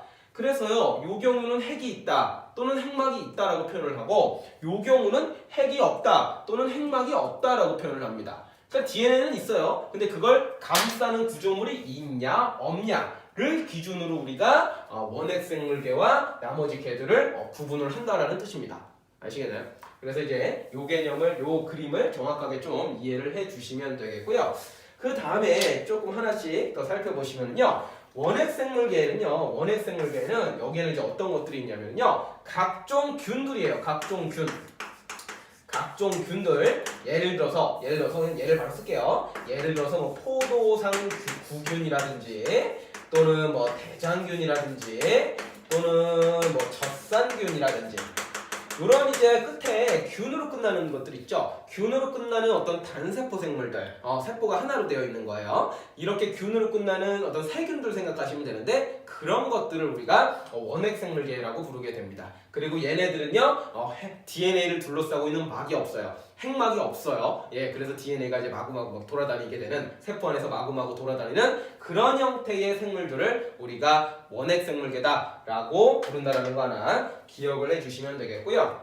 자, 그 다음에 원생 생물계 하기 전에 조금 더 위에 있는 것부터 좀 살펴보도록 하겠습니다. 먼저 이제 식물계 같은 경우에는요, 식물계는 이제 바깥에 있는 풀, 나무 이런 거 생각을 하시면 돼요. 그래서 우리가 식물들이라고 흔히 부르는 것들, 그런 놈들을 생각하시면 되기 때문에 예시는 굉장히 이제 쉬울 거예요. 예를 들어서 뭐 진달래라든지 아니면은 뭐 소나무라든지 아니면 이제 쇠뜨기라고도 있어요. 쇠뜨기라고 이제 풀의 한 종류인데 뭐 이런 것들을 우리가 다 이제 식물계라고 부르게 됩니다. 얘네들의 이제 가장 중요한 특징은 뭐냐? 바로 광합성을 할 수 있다는 거죠. 광합성을 바로 할 수가 있습니다. 얘네들요. 광합성이라는 거 햇볕을 받아가지고요. 그거를 통해서 양분을 만드는 거예요. 그래서 자체적으로 이제 먹거리를 만드니까 얘네들은 다른 동물들을 뜯어먹을 필요가 없습니다. 혼자서 이제 딱 이제 빗물 받으면서 이제 햇볕 쨍쨍할 때 쫙 서 있으면은 그냥 양분이 만들어져요. 그래서 이제 살아갈 수가 있는 겁니다. 굉장히 중요한 이제 반응이죠. 광합성이라고 하는 것은. 그 다음에 이제 일반적으로는 이제 운동성이 없어요. 그래서 이제 땅에다가 이제 뿌리를 박고 이제 거기서 이제 좀 살게 되는 거고요. 세포에서는 굉장히 많습니다. 그래서 흔히 다세포 생물이라고 우리가 얘기를 하게 돼요. 자, 그 다음에 좀 넘어와서 동물계를 좀 얘기를 해보도록 하겠습니다. 동물계라고 하는 것은 이제 동물들이에요. 각종 동물들. 그래서 이제 뭐 사람도 여기에 포함이 되겠고요. 그 다음에 뭐 개나 고양이도 포함이 되겠고요. 그 다음에 각종 곤충류. 얘네들도 동물입니다. 이제 곤충은 이제 뭐 개미, 뭐 이런 거, 무당벌레 이런 것들은 이제 그 좀 뭐 동물이 아니다라는 친구들이 좀 있는 것 같은데 곤충들도 뭐 거미, 뭐 개미, 뭐 이런 것들 다 그 동물이에요. 동물 아시겠나요? 얘네들도 다 동물입니다. 그렇게 좀 범주화를 좀 잘 해주시면 되고요. 이 동물들은요, 광합성을 못해요. 우리 인간들을 생각하시면 되는데 인간들이 물 먹고 이산화탄소 흡수한 다음에 햇볕 쨍쨍 쬐다고 해서 양분이 생성되지 않습니다. 그래서 우리는 대신 광합성을 못하기 때문에 대신 이제 식물계에 있는 놈들을 먹어야 돼요. 그렇죠? 그래서 우리가 이제 쌀을 먹잖아요. 그렇죠? 또는 다른 동물들을 먹습니다. 그래서 이제 다른 이제 외부에서부터 식량을 찾아서 섭취를 해줘야지만 우리는 살아갈 수가 있어요. 그렇기 때문에 뭐가 또 발달되어 있습니까? 운동성이 발달이 많이 되어 있어요. 운동성이 발달되어 있어요. 운동성. 우리는 이제 움직여갖고 이제 가서 이제 잡아먹는 거예요. 그런 식으로 생각하시면 되겠고요. 동물계 역시 세포수가 많아요, 보통. 그래서 이제 다세포 생물이다라고 하시면 돼요. 우리 인간도 세포가 굉장히 많습니다.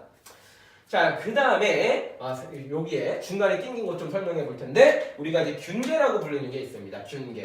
요게 이제 이름 때문에 헷갈릴 수가 있어요. 어떤 세균 뭐 이런 거 생각할 수 있는데 이거는 이제 균 그런 거 생각하면 안 되고요. 몸이 이제 균사로 되어 있다라는 표현을 쓰게 됩니다. 예를 들어서요, 각종 버섯류들이라든지요, 아니면은 곰팡이, 이런 것들을 우리가 이제 균계라고 부르는데 하나만 더 적어볼까요? 막걸리 같은 거 발효시킬 때 쓰이는 효모, 이런 것들을 우리가 균계라고 부르게 되는데 몸이 이제 균사라고 하는 약간 이제 실처럼 생긴 구조물로 되어 있어요. 그래서 얘네들을 우리가 균계라고 부르게 되고요. 그 다음에 얘네들은 광합성을 얘네도 역시나 못합니다. 광합성을 못해요. 그렇기 때문에 얘네들도 양분을 밖에서부터 얻어야 됩니다. 그리고 어차피 광합성을 할 필요가 없으니까 버섯 같은 경우는요, 곰팡이도 마찬가지예요. 얘네들도 이제 햇볕 쨍쨍한 데가 아니라 약간 이제 음침한 데, 동굴 밑에, 나무 밑에, 어두운 데서도 생존을 하죠. 그리고 얘는 먹는 방식이 좀 특이한데요. 보통 이제 동물이나 어떤 다른 생물들의 사체, 죽은 것들 있죠. 죽은 것들이 이제 땅에 이제 쓰러지게 되면 이제 썩어요. 그럼 거기서부터 양분을 이렇게 빨아들이게 됩니다. 그래서 이제 버섯 같은 경우나 곰팡이는 이제 생물이 죽어서 그럼 이제 약간 이제 특수한 분비물을 이제 내뱉습니다. 바깥으로. 그럼 이제 바깥에서 소화를 시킵니다. 그럼 바깥에서 소화된 거를 이제 쭉 빨아들이면서 이제 얘네들은 먹고 사는 거예요. 좀 다르죠? 우리 인간들은 어때요? 바깥에서 먹어요. 먹고 안에서, 여기 안에서 소화를 시켜. 근데 얘네들은 밖에서 소화를 시키고 흡수하는 거예요. 그 정도 이제 좀 차이점이 있다 정도 알아두시면 되겠고, 균계는 각종 버섯들 그리고 효모 이렇게 세 개로 딱 기억을 해주세요. 예시들을. 알았죠?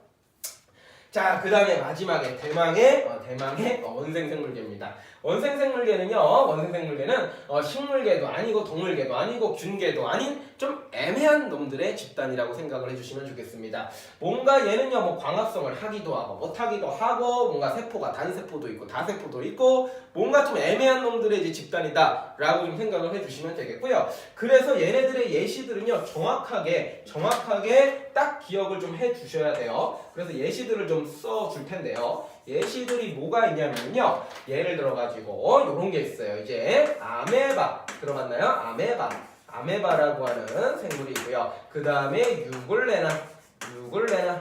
유굴레나라고 하는 생물이 있고요. 그 다음에 집신벌레라고 하는 게 있고요. 그 다음에 이제 또 다세포 생물로다가 이제 우리가 먹는 거죠. 김 또는 이제 핵함이라는 것도 있고요. 핵함. 그 다음에 뭐 미역도 있고요. 그 다음에 다시마도 있습니다. 좀 많죠, 그렇죠? 그런데 얘네들은 외워주세요. 얘네들은 따로 외워주세요, 그렇죠? 얘네들을 따로 외워주세요. 그럼 얘네 아니면은 나머지 중에 고르기가 쉽거든요. 그래서 앞글자 따서 아유집, 그 다음에 김혜미다. 이렇게 좀 기억해 주시면 돼요. 물론 이렇게 제가 암기 팁을 하나 드리자면은 이런 거예요. 영어로 이렇게 물어보는 거죠. 아유 집신벌레? 아유 집신벌레? 이렇게 물어봐요. 그러니까 이 사람이 대답하는 거야. 아니에요, 저는 김혜미입니다. 김혜미다. 아유 집신벌레? 김혜미다. 이렇게 좀 기억해 주시면 좋겠습니다. 그래갖고 이제 얘네들은 단세포도 있고 다세포 생물도 있고 뭐 광합성을 하는 것도 있고 안 하는 것도 있어요. 근데 이쪽에 있는 놈들이 이제 광합성을 하고 있는 거다. 뭐 정도 추가로 알아두시면 좀 좋겠습니다. 요거 우리가 이제 먹는 거죠, 그렇죠? 그래가지고 결국에는 우리가 이 개라고 하는 거를요, 총 5가지로 나누게 되는데, 먼저 요렇게 핵막이 없냐 있냐로 좀 나눠주시고요. 그 다음에 식물계, 동물계 좀 구분하시고 먼저, 그 다음에 균계 외워주시고, 마지막으로 원생생물계, 요런 순서로 이제 좀 기억을 해주시면은 공부하시는데 훨씬 더 도움이 되실 겁니다.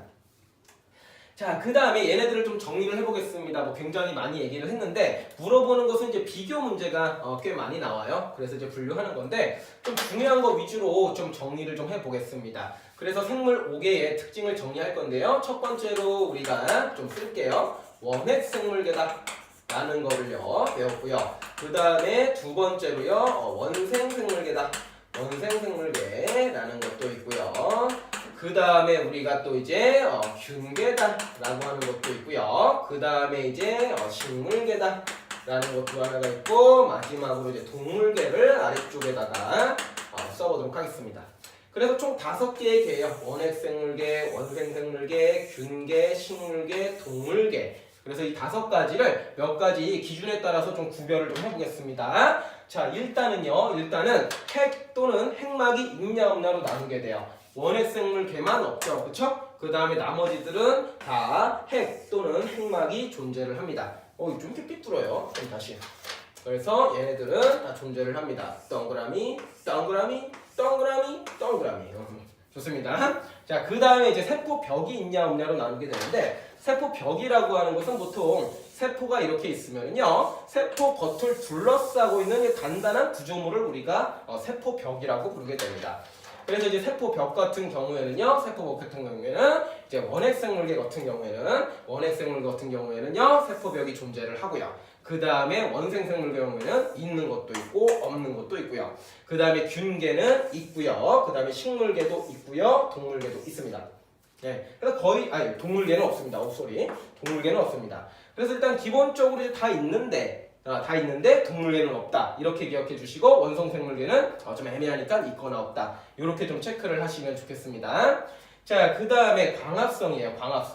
광합성 같은 경우에는 원핵생물계도요, 할 수 있는 게 있고 없는 것도 있습니다. 있는 게 이제 남세균이라고 굉장히 좀 중요한 게 하나가 있는데, 세균 중에서도 광합성을 하는 일부 몇 가지가 좀 있긴 있어요. 그래서 OX로 좀 표현했고요. 원생생물계도 하는 놈도 있고 안 하는 놈도 있습니다. 그 다음에 균계 같은 경우에 못해요. 버섯이나 곰팡이는 광합성 못해요. 걔는 식물 아니에요. 알았죠? 버섯 우리가 식물이라고 많이 생각하는데 버섯은 정확하게 식물이 아닙니다. 알았죠? 자, 그럼 식물계들은 합니다. 광합성. 그 다음에 동물계, 우리 인간들은 광합성 못해요. 이렇게 좀 체크해 주시고, 그 다음에 마지막입니다. 세포수예요. 세포수. 세포수는 원핵생물계 같은 경우에는 기본적으로 단세포입니다. 단세포. 세포 하나로 이루어져 있다는 뜻이에요. 그 다음에 원생생물계 같은 경우에는 단세포도 있고 다세포도 있습니다. 그러니까 애매한 놈들이에요. 원생생물계는. 그 다음에 균계 같은 경우에는 우리가 보통 대부분 다세포다 이렇게 얘기하고 일부 단세포도 있습니다. 일부 단세포도 있어요. 거의 다 다세포라고 생각하시면 되겠고 식물들은 거의 다세포고요. 동물계도요 다세포입니다. 그래서 이런 식으로 이제 분류를 했는데 처음 학습하면 굉장히 좀 헷갈릴 겁니다. 그래서 이제 문제를 풀어보시면서 계속 좀 많이 생각을 하셔야 될 거예요. 여기가 좀 암기할 게 많죠. 암기할 게 좀 많습니다.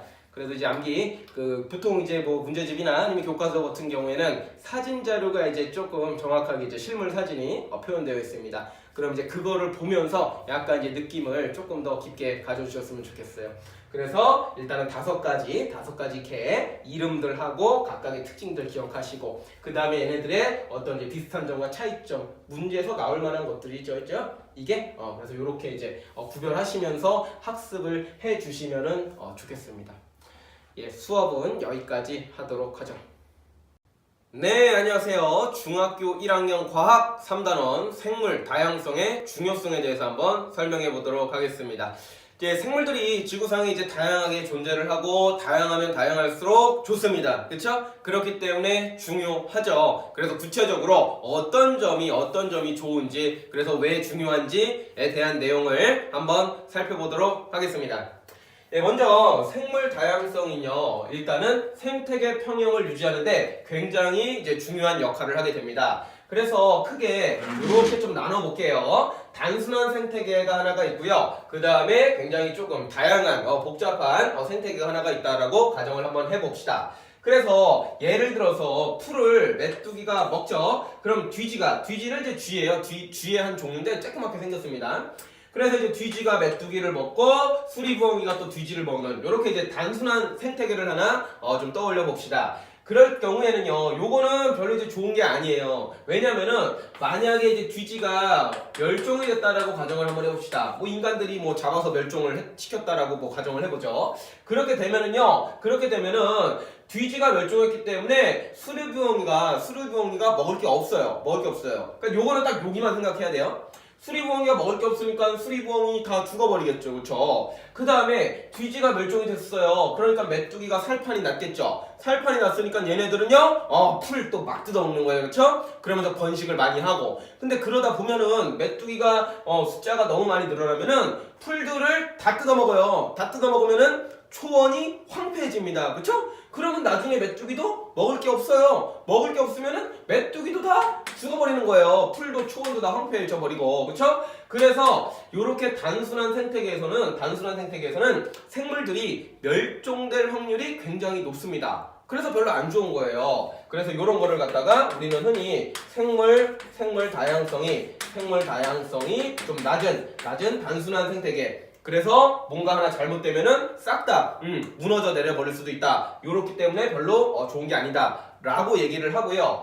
만약에 생물들이 이렇게 다양하게 있어갖고 먹이사슬이 복잡하면 어떨까요? 예를 들어서 메뚜기가 풀을 먹고 그 다음에 이제 뒤지가 메뚜기를 먹고 생쥐가 메뚜기를 먹고 그 다음에 수리부엉이가 뒤지를 먹고 또 생쥐도 먹고 그 다음에요 또 이제 뭐가 있어요? 풀을 갖다가 뭐 참새가 또 먹기도 하고 그 다음에 이제 오리가 새우를 먹기도 하고 도요새가 새우를 먹기도 하고 그 다음에 뭐 작은 물고기를 뭐 또 오리가 먹기도 하고 그 다음에 뭐 백로도 작은 물고기를 먹고 그 다음에 또 이제 뭐가 있을까요? 없나요? 메뚜기, 오리가 또 이제 뭐 메뚜기를 또 먹기도 하고 뭐 어쨌든 간에 이렇게 좀 다양합니다. 그 다음에 이제 수리부엉이가 또 오리를 먹고 참새도 먹고 도요새도 먹고 그렇게 해서 이제 얽히설키 먹이사들이 이제 복잡하면은요 우리가 이제 생물 다양성이 높다라고 얘기를 하게 되는데 여기서도 이제 아까와 마찬가지로 뒤지가 멸종을 했다라고 가정을 해봅시다. 뒤지라는 게 이제 멸종을 했어요. 그러면은 이제 뒤지가 멸종하니까 수리부엉이가 이제 먹거리가 하나가 줄죠. 그렇다고 수리부엉이가 죽는 건 아니에요. 뒤지가 죽었다고. 왜? 수리부엉이는 생쥐도 먹고 뭐 오리도 먹고 참새도 먹고 도요새도 먹고 먹거리가 있잖아요. 그러니까 살 수 있겠죠. 그 다음에 이제 메뚜기는 자기의 포식자가 하나가 줄어들었죠. 그렇지만 여전히 이제 생쥐라든지 오리가 메뚜기를 먹으니까 메뚜기의 개체수도 그렇게 많이 증가하진 않아요. 그러니까 초원이 황폐화되지도 않아요. 맞나요? 그래서 뭔가 하나 죽어도 그나마 좀 안정적으로 생태계 평형이 유지될 수 있다. 그래서 생물이 다양한 게 좋다라고 이제 얘기를 하는 겁니다. 그래서 이런 생태계를 우리가 흔히 생물 다양성이 높다. 뭐 이런 식으로 표현하는 거죠. 또는 뭐 먹이 사슬이 단순하다. 먹이 사슬이 복잡하다. 그리고 좀 어려운 말이지만 뭐 먹이 그물이라는 표현도 씁니다. 먹이 사슬이 이제 그물처럼 이렇게 펼쳐져 있죠. 그래서 요거를 이제 우리가 먹이 그물이다. 뭐 이렇게도 표현을 하는데 지금 이제 중학교 1학년이니까 단순하게 이제 얘네들은 먹이 사슬이 단순, 먹이 사슬이 복잡하다. 요런 식으로 이해를 해주시면 돼요. 예, 딱 봐도 이게 더 좀 더 다양하고 안정적이고 좋아 보이죠, 그렇죠?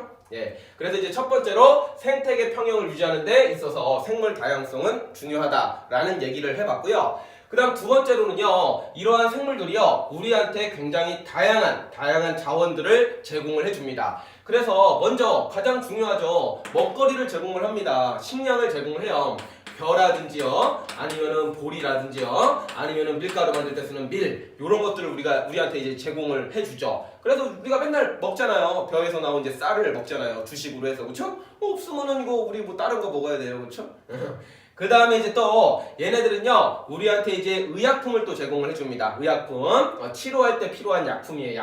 약이에요. 그래서 이제 버드나무 여기에서부터 우리가 이제 뭘 추출해내냐면은 아스피린이라고 하는 거를 우리가 추출을 해서 사용을 해요. 아스피린은 뭐냐면은 해열제예요, 해열제.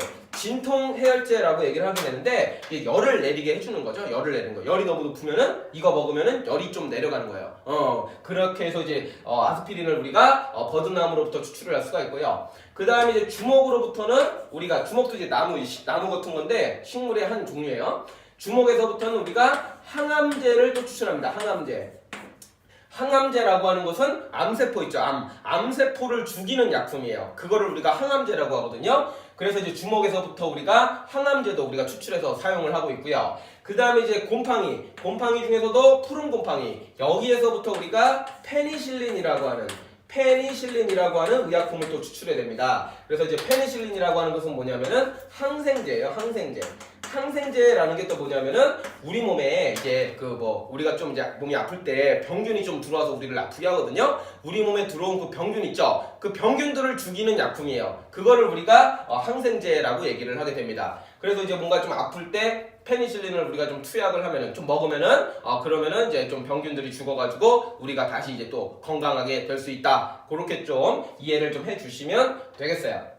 자, 그 다음에 이제 세 번째로는 섬유 자원도 이제 제공을 해줍니다. 그래서 이제 목화라고 하는 것에서부터는 우리가 면섬유를 얻어가지고 이걸로 우리가 옷을 만드는 거죠, 그렇죠? 이걸로 옷을 만들기도 하고, 누에고치에서부터는 우리가 이제 비단을 또 뽑아냅니다. 비단을 뽑아내갖고 또 이걸로도 이제 우리가 옷을 만들게 되는 거죠, 그렇죠? 그래서 이제 다양한 섬유 자원을 제공해서 우리의 의복 자원을 제공해준다. 이렇게 좀 기억을 해주시면 되겠어요.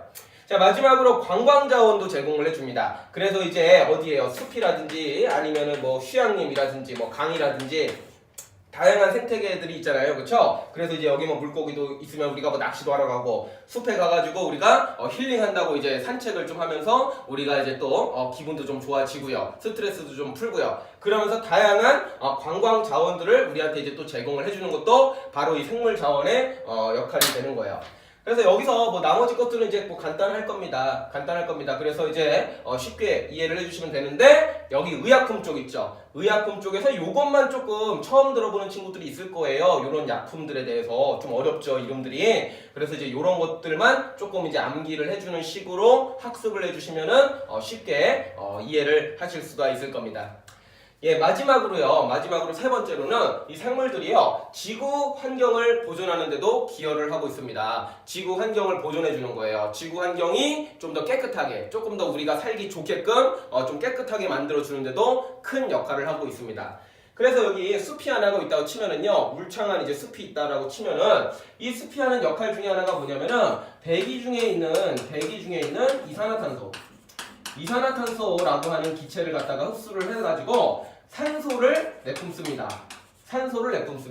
이런 과정을 이제 광합성이라고 부르게 되는데, 뭐 먹거리도 만들지만 일단은 기체 측면에서만 보면은 대기 중에 이제 우리가 이제 매연에서 뿜는 이제 이산화탄소 이런 거 많잖아요, 그렇죠? 지구 온난화의 그 주범 이산화탄소, 그것들을 이제 울창한 숲이 많이 흡수를 해주고 다시 이제 산소로 바꿔서 내보내요. 그럼 이 산소를 갖다가 또 다양한 생물들이 살아가는 데 사용을 하죠. 우리도 산소 계속 지금 빨아들여야 돼요. 안 그러면 산소 없으면 죽어요, 그렇죠? 그 다음에 이제 또 이제 버섯이라든지 곰팡이, 세균 이런 것들은요, 이제 동식물들이 살다가 죽을 수 있어요. 그런 죽은 거를 이제 사체라고 부르게 되는데, 이러한 사체들을 얘네들이 분해를 합니다. 분해를 해서 이제 다시 흙으로다가 이제 흡수시키게 되는 거예요. 그러면은 분해된 것들이 다시 흙으로 돌아가게 되면은 토양이 비옥해져요. 토양이 비옥해집니다.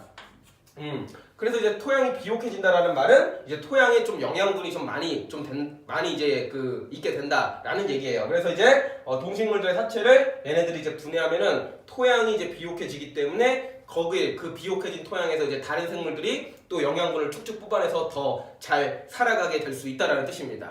알겠나요? 그 다음에 또 이제 강이라든지 미생물을 내가 여기다 썼는데 미생물을 여기다 써볼까요?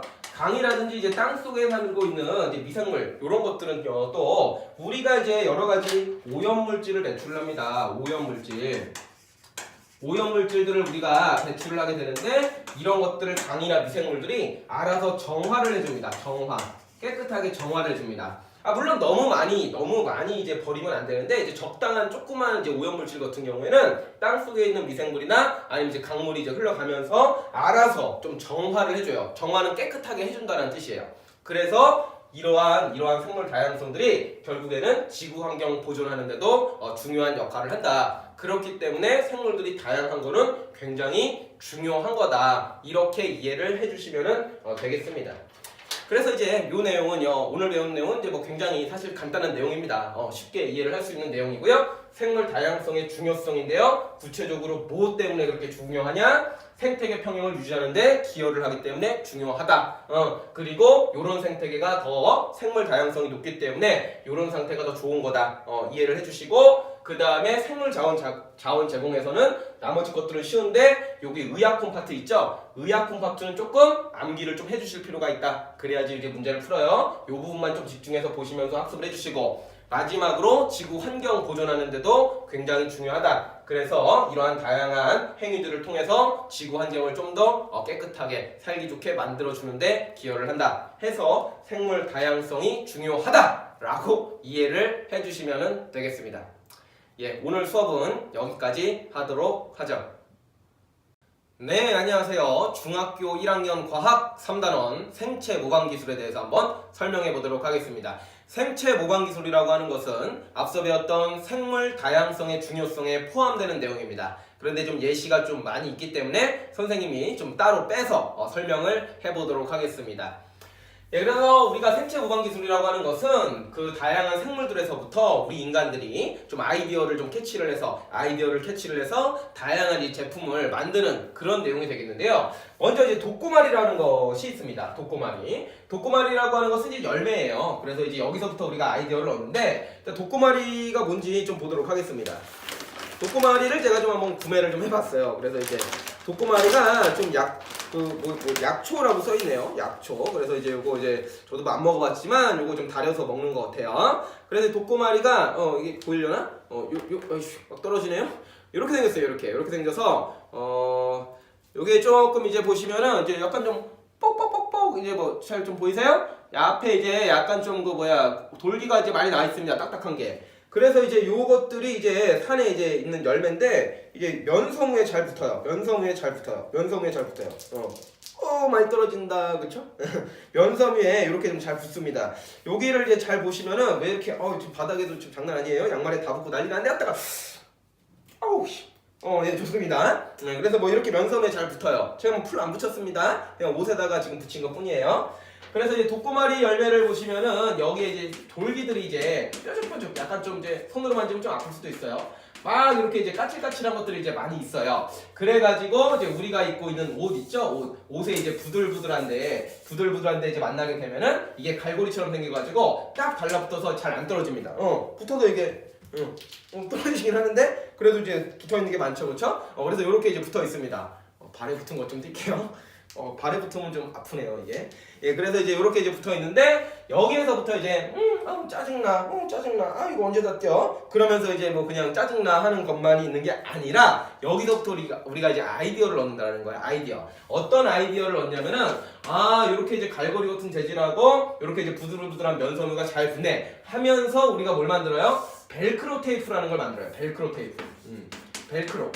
벨크로 테이프라는 걸 만들게 됩니다. 그래서 이제 한쪽에를 약간 좀 이제 까칠까칠한 플라스틱으로 좀 만들게 되고 한쪽을 이제 부들부들한 섬유 재질로 이렇게 만들면은 얘네가 이제 쉽게 붙었다가 떼어지는 그런 벨크로 테이프라고 하는 게 이제 만들어지게 돼요. 그래서 이제 여러분들이 흔히 이제 요거를 뭐라고 많이 얘기를 하냐면은 우리가 이제 찍찍이라고 많이 얘기를 해요. 찍찍이. 뭐 이렇게 붙었다 떨어졌다 합니다. 그래가지고 이제 이런 거를 예시로 이제 보시면은 여기는 지금 굉장히 까칠까칠합니다. 여긴 좀 부들부들해요. 그래서 이렇게 붙이면은 이렇게 잘 붙어요. 그 다음에 이걸 띄면은 또 찍, 됐죠, 그렇죠? 딱 붙었다가 찍. 이러면서 이제 쉽게 붙였다 뗐다 할 수 있는 벨크로 테이프를 결국에는 이 독고말이라고 하는 생물로부터 우리가 아이디어를 얻어서 만들어냈다라고 하는 것이에요. 요런 게 하나가 있고요. 다음에는 이제 홍합이라는 게 있어요. 홍합이 이제 먹는 거죠, 그렇죠? 근데 이제 홍합이라고 하는 것이 이제 바위에 굉장히 잘 붙어 있습니다. 바닷속에 바위 같은 데에 홍합이 굉장히 잘 붙어 있어요. 요게 홍합이에요. 그래서 이제 요거를 사람들이 봤더니 홍합에서 이제 특별하게 홍합에서 족사라고 하는 물질을 분비를 하면서 어떤 화학 물질이겠죠? 요런 거를 분비를 해서 이 습기가 많은 물 속에서도 잘 달라붙어 있을 수 있구나 라는 거를 이제 관찰을 하게 되고 여기서부터 이제 아이디어를 얻어서 뭘 만들게 되냐면은 생체 접착제를 만들게 됩니다. 생체 접착제. 그래서 이제 생체 접착제라고 하는 것은 뭐냐면은 우리가 이제 뭐 안에 수술을 같은 거를 할 때 몸 안에도 이제 짠 다음에 다시 붙여야 될 거 아니에요. 그때 쓰는 게 생체 접착제예요. 우리 이제 몸 내부라는 게 굉장히 이제 좀 습기가 많습니다. 그래서 이제 웬만한 접착제는 잘 안 붙을 수 있는데 이 홍합의 족사에서 아이디어를 얻은 생체 접착제로 붙이면은 수술한 부위를 이제 잘 붙일 수 있다라는 거예요. 그래서 이제 보통 이제 임플란트라고 하시나요? 임플란트 할 때 여기 잇몸을 좀 짠 다음에 박아야 되는데 잇몸을 째고 거기를 이제 붙여야 돼요. 그게 아물 때까지. 근데 이제 입이라는 환경이 습기가 많잖아요. 우리가 이제 음식물도 계속 먹고요. 뭐 침도 있고요. 그때 이제 보통 생체 접착제를 사용을 해서 여기 잇몸 부위를 잘 붙이는데 사용을 한다라고 합니다. 이런 예시가 있고 또 다음으로 이제 곤충의 날개도 있어요. 그래서 이제 곤충이 이렇게 있으면은 곤충이라는 게 이제 수직 이착륙을 잘합니다. 잠자리예요, 그렇죠? 잠자리. 그래서 이제 파닥파닥파닥파닥파닥파닥 잘 날아다녀요, 그렇죠? 근데 여기서부터 이제 우리가 아이디어를 얻어서 이제 뭘 만들었냐면은 요건 좀 알았을 거예요. 드론. 요거 요즘 한창 화제가 되고 있죠? 이렇게 해서 윙 날아다니는 거예요. 이렇게 프로펠러를 돌면서 공중에 이제 뜨는 이제 드론 있죠, 그렇죠? 이런 것도 이제 곤충이 이제 날아다니는 거 보고 거기서 이제 아이디어를 얻어서 소형 비행기를 만든 거죠. 소형 비행기, 자그만 비행기. 그래서 이제 앞으로 지금 드론이 지금 굉장히 활발하게 지금 뭐 개발되고 있는데 앞으로 좀 더 많이 날아다닐 거예요. 뭐 택배도 나른다고 하고 그 다음에 우편물도 뭐 나르고 그 다음에 이제 뭐 여기다 카메라 달아가지고 이제 공중에서 이제 촬영하는 데도 쓰고 뭐 응용 분야가 굉장히 다양하죠, 그렇죠? 그래서 여기서도 이제 결국에는 이제 생물로부터 우리가 아이디어를 얻었다라는 거에 좀 초점을 맞춰주시고 그 다음에 네 번째로는 연잎이라는 게 있어요. 연잎이라는 건 이제 뭐 연꽃잎이에요. 그래서 이제 보통 불교에서 이제 뭐 깨끗함의 상징 뭐 이렇게도 얘기를 하게 되는데 요 놈이 이제 깨끗해요. 잎인데 식물의 잎인데 깨끗해요. 깨끗한 이유가 뭐냐면은 여기 표면에 오돌토돌한 돌기가 많이 나 있습니다. 그래서 이제 빗방울 같은 게 이제 떨어지더라도 빗방울이 이제 이렇게 스며드는 게 아니라 떼굴떼굴 굴러서 이제 이렇게 떨어지게 되는 거예요. 그러면서 이제 옆에 표면에 있는 먼지들도 같이 끌고 가기 때문에 이 연잎은요 깨끗함을 잘 유지를 할 수가 있습니다. 그래서 요거를 통해서 우리가 이제 또 어떤 거를 개발하기에 이르렀어요? 어떤 코팅지를 우리가 개발하는데 이릅니다. 그래갖고 이제 요런 걸 통해서 우리가 뭐 예를 들어 교복을 만들 때 표면에 이제 오돌토돌 제가 이거 많이 붙이고 있었군요. 생각을 못하고 있었어요. 좀 떨구고 할게요. 네, 언제까지 붙이고 있으려나 했죠? 네. 그래서 이제 코팅지인데 교복 같은 거 만들 때 이제 오돌토돌하게 표면을 만드는 거예요. 오돌토돌하게 만들면은 그 하얀 교복 그거 와이셔츠 좀 생각을 하세요. 그러면은 이제 오돌토돌하게 만들면은 물을 흘려도 물이 이제 쭉 젖어드는 게 아니라 물방울이 이렇게 또르르 뭐 이렇게 떨어지는 거예요. 뭐 커피 같은 거 쏟아도 그것 때문에 어떻게 이게 아니라 커피가 또르르 떨어지는 거예요. 그래서 이제 옷의 오염을 방지하는 그런 코팅지로 우리가 사용을 할 수가 있습니다. 뭐 와이셔츠나 그런 이제 교복 그런 데서 응용이 지금 되고 있다라고 해요. 자, 그 다음에 마지막으로 개코도마뱀이라는 게 있어요. 도마뱀이에요, 도마뱀. 도마뱀 한번 그려볼까요? 도마뱀이 이렇게 있습니다. 도마뱀이에요. 다리가 있고 그림이 좀 멋있죠, 그렇죠? 그래서 중요한 거는요. 좀 이상하네. 자, 아니 괜찮네. 자, 그래서 이제 중요한 것은 요 놈이 이제 도마뱀인데 이제 벽 같은데 잘 달라붙습니다. 탁탁 스파이더맨처럼 탁탁 잘 달라붙어요. 그래서 왜 그런 거 보니까 여기 이제 발바닥이죠. 발바닥에 이제 오돌토돌한 이제 돌기가 좀 나여 있고 여기 아주 미세한 섬유 구조가 있는 거예요. 미세하게 이제 약간 이제 섬모라고 하죠. 미세한 털들이 이제 차차차차 달려 있습니다. 주름도 많고요. 그래가지고 얘가 요거를 이용을 해서 벽에 탁탁탁탁 잘 달라붙어 있다는 걸 알아내요. 그래갖고 이제 여기서부터 이제 아이디어를 얻어가지고 뭐 스티키봇이라든지 아니면은 여기에서 또 어떤 접착제 뭔가 붙일 때 쓰는 거 접착제라든지 이런 거를 이제 개발을 하게 됩니다. 스티키봇은 이제 벽을 달라붙는 로봇이에요. 로봇들이 이제 요즘 이제 막 움직이고 다니죠, 그렇죠? 근데 이제 벽을 기어다니는 로봇이에요. 여기 그 로봇의 발에다가 이 개코도마뱀처럼 이제 미세한 이제 섬모 구조를 일부러 만드는 거예요. 그럼 얘가 이제 벽을 이제 척척척척 붙어서 올라갈 수 있다라는 얘기가 되겠습니다. 그래서 여기서 이제 얘기하고자 하는 것은 뭐냐? 기본적으로 이렇게 생물이 다양하면은 좋다라는 건데, 생물이 이렇게 다양했을 때 그 생물들을 잘 관찰을 해서 아이디어를 얻는다라는 거죠. 아이디어를 얻어서 우리한테 정말로 유용한 물질들을 만들어서 우리가 사용할 수 있다. 이 아이디어라는 게 그냥 뭐 이렇게 자다가 일어나고 아니면 뭐 밥 먹다가 뭐 가만히 앉아갖고 생각한다고 아이디어가 잘 나오지가 않아요. 이 아이디어라는 것도 결국에는 다른 대상들을 잘 관찰을 하다 보면은 거기서 이렇게 하면 어떡할까? 이렇게 하면 어떡할까? 이러면서 이제 그 아이디어가 생기는 거예요. 그렇죠? 이런 경우가 많아요. 그렇기 때문에 이렇게 생물이 다양하면은 우리가 관찰할 생물들도 더 많으니까, 그러니까 거기서부터 더 많은 아이디어를 끄집어내서 우리한테 필요한 여러 가지 물질들을 더 만들 수 있다. 그런 얘기가 되겠습니다. 선생님이 한 5가지 정도 예시를 가져와 봤는데요. 예시는 굉장히 많아요. 이것보다 더 많이 있습니다. 그런데 이제 기본적인 것만 선생님은 좀 설명을 해본 거고요. 이 부분은 학교에서 학습할 때 수업 시간에 졸면 안 돼요. 수업 시간에 학교 선생님들마다 자기만 이제 또 알고 있는 이제 신기한 것들이 좀 있을 거예요. 그것들을 필기하셔야 됩니다. 그것들을 필기하셔야지만 제대로 시험을 잘 볼 수가 있어요. 안 그러면은 정말 이제 뭐 처음 듣도 보도 못한 게 나올 수도 있기 때문에 수업을 제대로 안 들으면은 이거 문제 못 맞춥니다. 아시겠죠? 그래서 이제 기본적으로 이런 게 있다라는 거 좀 알아두시고 학교 수업 잘 들으시면서 정리를 잘 해주시면서 학습을 하시기 바랍니다. 네, 수업은 여기까지 하도록 하죠. 네, 안녕하세요. 중학교 1학년 과학 3단원 생물 다양성의 감소 원인과 그에 따른 대책에 대해서 알아보도록 하겠습니다.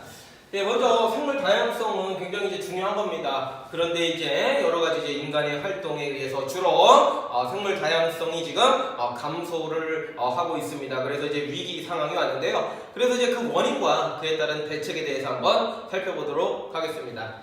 예, 먼저 우리가 첫 번째로 이제 감소 원인 중에 1순위로 꼽는 게 뭐냐라고 하면은 서식지 파괴가 있어요. 서식지 파괴.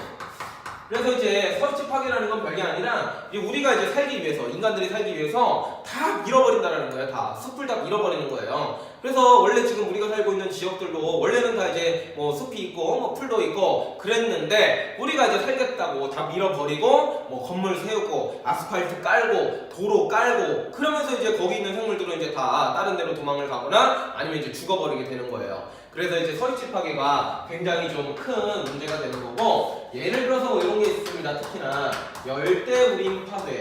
열대우림이 지금 많이 파괴되고 있어요. 그래서 열대우림이라고 하는 것은 열대지방, 좀 따뜻한 나라죠. 따뜻한 나라에 거기 이제 나무가 숲이 울창한데 그것들을 이제 개발하느라고 많이 우리가 이제 그거를 다 파괴를 하고 있습니다. 그래서 이제 거기에 있는 생물들의 다양성이 지금 감소되고 있는 추세예요. 그래서 뭐 이런 거 하나 좀 알아두시고, 그 밖에도 이제 우리가 인간들이 살고 있는 데는 다 파괴가 된 거라고 보면 돼요, 사실은요. 그렇죠? 그래서 이제 어떻게 이제 대책을 마련을 해야 될까요? 어떤 대책들을 마련을 해야 될까요? 예, 먼저요,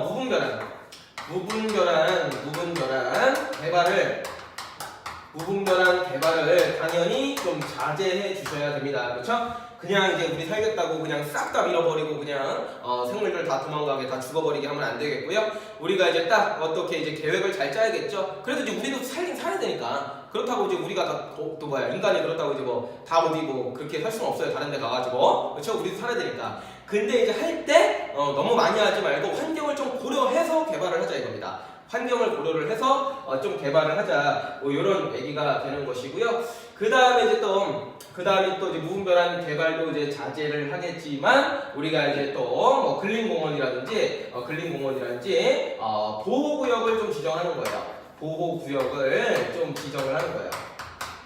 그래서 이제 우리가 이제 개발을 할 때 이제 동네 혹시 보시면 이제 근린공원이라 그런 거 보신 적 있나요? 근린공원이라든지 뭐 그래서 이제 중간중간에서 이제 약간 좀 이제 숲을 좀 만들어 놓는 거죠, 그렇죠? 숲을 좀 남겨 놓는 거고, 그 다음에 이제 또 이제 산 같은 경우 뭐 지리산 국립공원이라든지 뭐 설악산 국립공원이라든지 그런 거 이제 국가에서 지정해 놓은 거거든요. 무분별하게 너무 개발하지 말고 여기는 이제 딱 법적으로 딱 이제 어떤 테두리를 둘러싸 놨다라고 생각해 주시면 됩니다. 그런 식으로 이제 여기는 개발하지 마 하면서 이제 법률적으로 강력하게 이제 보호구역을 지정하는 방법도 있고요. 그 다음에 이제 이런 것도 있습니다. 생태통로 설치라는 것도 있어요. 그래서 이제 이게 뭐냐면은 예를 들어가지고 여기에 이제 뭐 숲이 있었다라고 가정을 한번 해봅시다. 숲이 있어서 원래 이제 동식물들이 이제 왔다 갔다 잘 뛰어놀고 있었어요. 그런데 우리가 뭔 짓을 합니까? 우리가 이제 여기다가 이제 고속도로를 까는 거죠. 고속도로를 깔아가지고 이제 자동차가 이제 쉥 달리다 보면은 원래 이제 그거 잘 모르잖아요. 얘네 동물들은 뭐 고속도로 건너면 안 된다라는 거 잘 몰라요. 그렇죠? 그래갖고 이제 그냥 원래 가던 대로 이제 지나가다 보면은 이제 차에 이제 꽝 해갖고 끼익 하고 이제 죽는 거예요. 그렇죠? 그래서 이제 이런 거를 방지하기 위해서 어떤 걸 해줘야 되느냐? 여기다가 이제 다리를 놔주자, 이런 얘기예요. 여기다가 이제 마치 육교처럼 이렇게 다리를 놔주게 되면은 얘네들이 이제 이쪽으로 잘 이동을 해서 왔다 갔다 할 수 있어. 왔다 갔다 하면서 조금 차에도 안 치여 죽고, 얘네들도 이제 먹거리도 이제 다양한 또 먹이사슬도 형성이 되고, 그러면서 얘네들이 좀 살기 좋아진다라는 얘기예요. 그러니까 이미 지금 개발을 한 데에다가는 이런 식으로 이제 생태 통로를 설치를 해서 그나마 우리가 생물 다양성을 좀 유지하자라는 얘기가 되겠습니다. 그 밖에도 이제 뭐 예시가 굉장히 많아요. 예시가 굉장히 많으니까 조금 학교 수업을 잘 들으시면서 예시들을 조금 이렇게 목록화 하시는 게 좋습니다. 자, 그 다음에 두 번째로는 이런 게 있습니다. 남획이라고 하는 게 있어요. 남획이라고 하는 것은 뭐냐면요, 무분별하게 잡는 거예요. 무분별하게 동식물들을요 잡는 거예요. 마구마구 잡는 거예요. 그런 거를 이제 우리가 남획한다라고 얘기를 하게 됩니다. 남획한다라고 얘기를 해요. 예를 들어서 이제 어떤 것들이 있느냐? 예를 들어서 뭐 코뿔소 있습니다. 코뿔소 같은 경우 이제 우리가 또 그 뿔을 갖다가 그 코뿔소의 뿔 있죠, 그렇죠? 그 뿔을 갖다가 이제 우리가 얻으려고 코뿔소 막 잡아들이고, 그 다음에 이제 코끼리 왜 자꾸 코라고 쓰려고 그러지?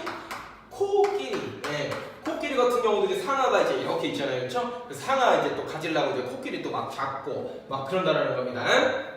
그 다음에 이제 또 뭐가 있을까요? 고래 이런 것도 있어요. 고래 사냥한다 그러죠, 그렇죠? 그래서 이제 큰 고래 잡아가지고 거기에도 이제 고기도 많고 거기서 이제 뭐 기름도 없고, 그래서 이제 고래도 이제 인간들이 이제 막 잡아버리는데 그러면서 고래 개체수가 너무 줄었어요. 이제 이런 등등의 이제 좋다라고 하는 것들을 우리가 어디 뭐 좋다 그러면 그거를 그냥 나도 잡을래 하면서 싹 다 이제 잡아버리는 거예요. 그런 거를 이제 남획이라고 하고, 이런 남획이 심각해지면은 이 생물들의 어떤 멸종을 초래할 수도 있다.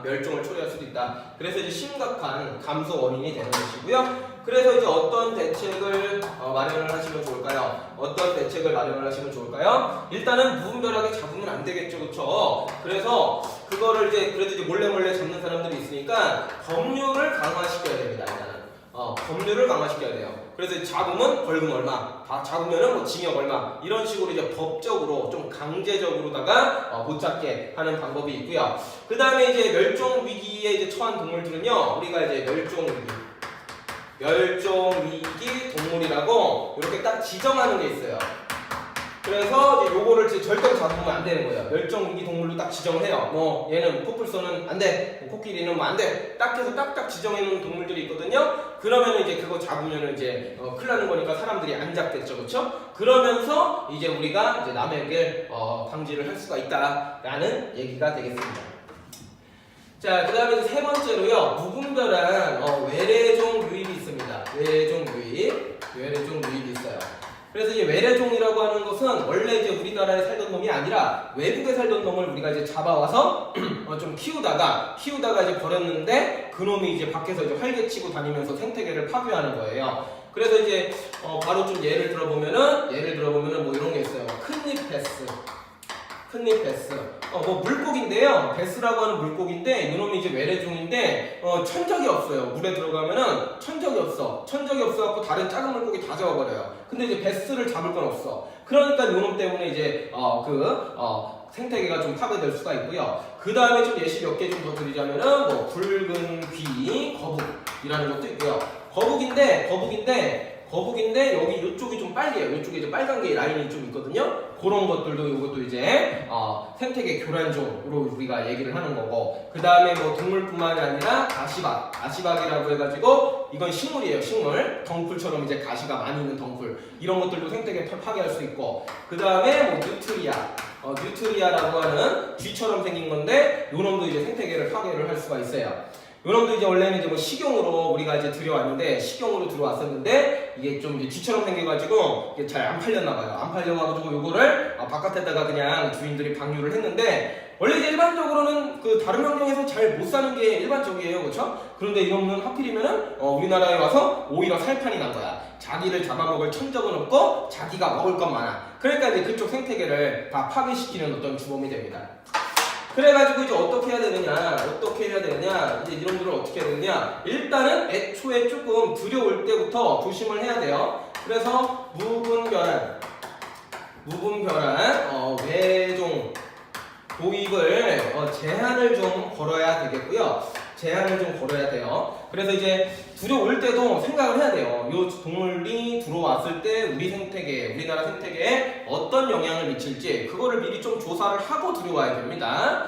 그리고 마구잡이로 그냥 좋다고 들여오면 안 되고요. 그 다음에 이제 또 어떤 게 있을 수 있냐면요, 이미 이놈들이 활개를 치고 있단 말이에요. 그래서 얘네들을 어떻게 해야 돼요? 꾸준하게 감시를 해야 돼요. 얘네들이 나타났나 안 나타났나, 아니면 얘네들의 개체수가 증가하나 안 증가하나. 그 다음에 그와 동시에 뭘 해줘야 돼요? 퇴치를 해줘야 돼요. 잡아 죽이는 걸 퇴치한다라고 얘기합니다. 그래서 이제 뭐 얘네들이 너무 많으면은 우리 인간이 한 행동 때문에 이런 일이 벌어졌으니까 우리 인간이 뭐 뉴트리아 있으면은 덫을 놓든지 아니면은 이제 덫을 놓든지 아니면 이제 뭐 창으로 쫙 찔러 죽이든지 그래서 이제 보통 덫으로 많이 잡더라고요. 그래서 덫으로 이렇게 요만하게 놓으면은 이제 다음날 가보면 이제 막 잡혀 있고 그래요. 그런 식으로 해서 우리가 인간이 잡아가지고 얘네들의 개체수를 좀 줄이는 방법이 하나의 대책이 되겠습니다. 그래서 뭐 두 정도 기억하시고요. 그 다음에 이제 마지막으로 뭐 이런 게 있어요. 환경오염. 환경오염은 뭐 말할 것도 없죠, 그렇죠? 환경오염 때문에 뭐 인간도 살기 힘듭니다, 그렇죠? 역시나 동식물들도 살기가 힘들어요. 예를 들어가지고 뭐 환경오염이라고 한다면은 뭐 이런 게 있습니다. 수질오염. 물이라고 하는 게 오염되면은 뭐 생물들이 살아가는데 치명적이죠, 그렇죠? 그 다음에 토양오염. 땅도 오염이 많이 돼요. 땅이 오염되면은 땅 속에 있는 생물들이 잘 못 살겠죠, 그렇죠? 그 다음에 이제 대기오염. 공기가 오염되는 거예요. 동식물들이 끊임없이 이제 기체 교환을 하는데 거기에 문제가 생기면은 치명적이겠죠. 이런 것들이 이제 환경 오염이 되는 것이고요. 그래서 이제 어떻게 하면 되겠습니까? 대책은요. 어떻게 해야 돼요? 일단 이거는 여러분들도 좀 할 수 있습니다. 환경 오염을 좀 줄이기 위해서 여러분들도 같이 좀 하셔야 되는데, 일단은요, 쓰레기 배출량을 줄여야겠죠. 쓰레기 배출량을 좀 줄여야 됩니다. 그 다음에요, 분리수거 잘 하셔야겠죠. 그렇죠? 예, 분리수거 잘 하셔야 돼요. 분리수거 여러분들이 할 수 있는 겁니다.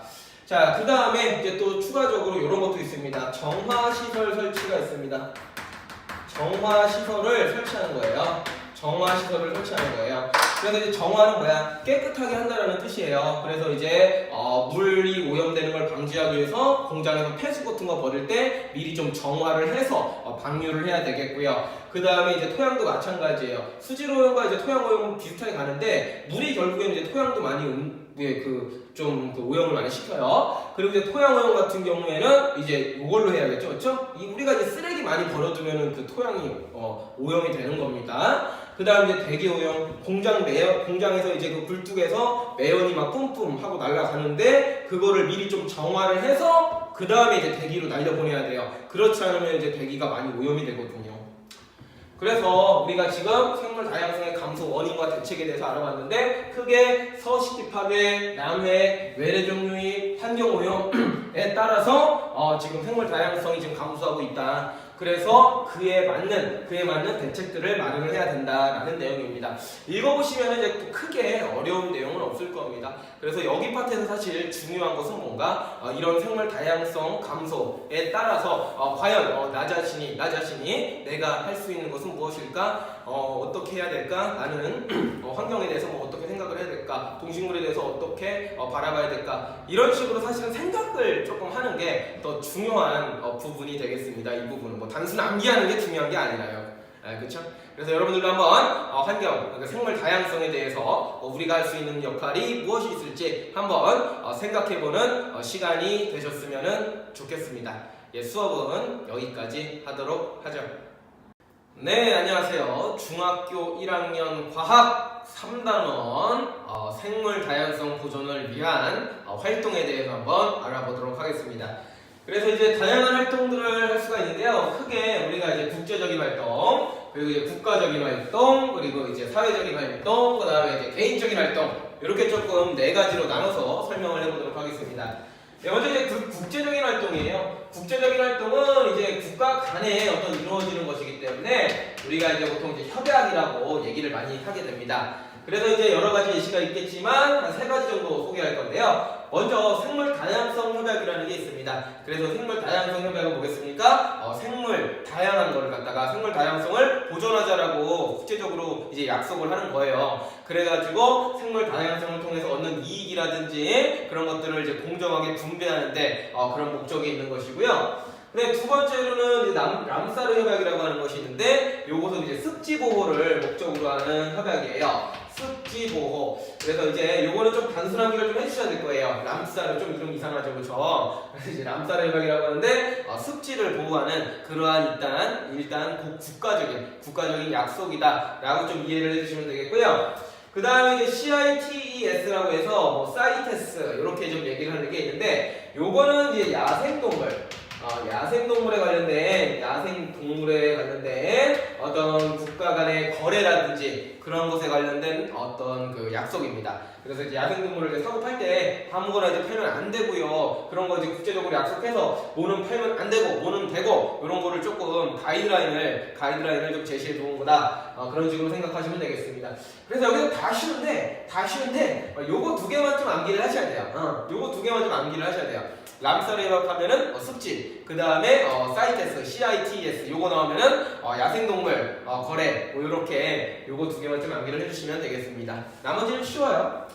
자, 두 번째로 이제 국가적 활동이라는 게 있는데 요것은 이제 법률 이런 거 좀 생각하시면 되겠습니다. 어떤 법을 제정하는 거 그런 거는 이제 조금 국가가 하는 거다라고 생각하시면 되겠어요. 그래서 멸종위기 종을 복원하는 이제 사업 이런 것들을 이제 국가에서 맡아서 해요. 예를 들어서 따오기라든지 새예요, 새. 따오기 이런 노래 들어보셨나요 혹시? 따오기라는 새 있고요. 그 다음에 이제 반달곰이라든지 이런 것들 있죠. 이런 것들이 멸종위기 종인데 그런 것들을 이제 다시 이제 살게끔 이제 조금씩 이제 키워가지고 자연에다가 이제 방생하는 그런 식으로 복원 사업을 하고 있습니다.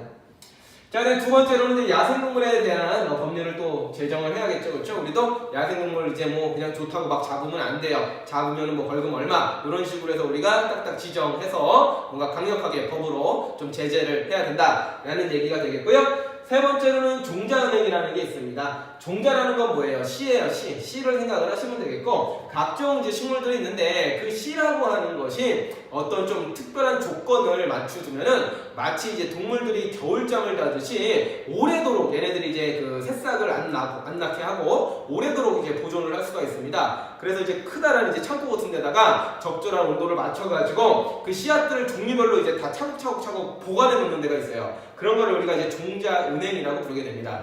그래서 이제 보관해 놓고 만약에 이제 뭐가 멸종이 됐어요. 멸종이 됐으면은 거기서 이제 씨앗만 뽑아서 다시 심으면 돼요. 그렇죠? 그래서 미리 이제 좀 저장을 해 놓는 거다라고 이제 생각을 하시면 되겠고요. 그리고 이제 뭐 앞으로도 우리가 식물들을 계속 연구를 하는데 이 식물에서부터도 굉장히 이제 다양한 이제 의약품이라든지 우리 생활한테 필요한 물질들을 얻어낼 수 있어요. 거기에도 굉장히 기대되는 게 바로 이제 종자은행입니다. 전 세계적으로 이제 다 많이 하고 있다라고 해요. 우리나라도 있어요.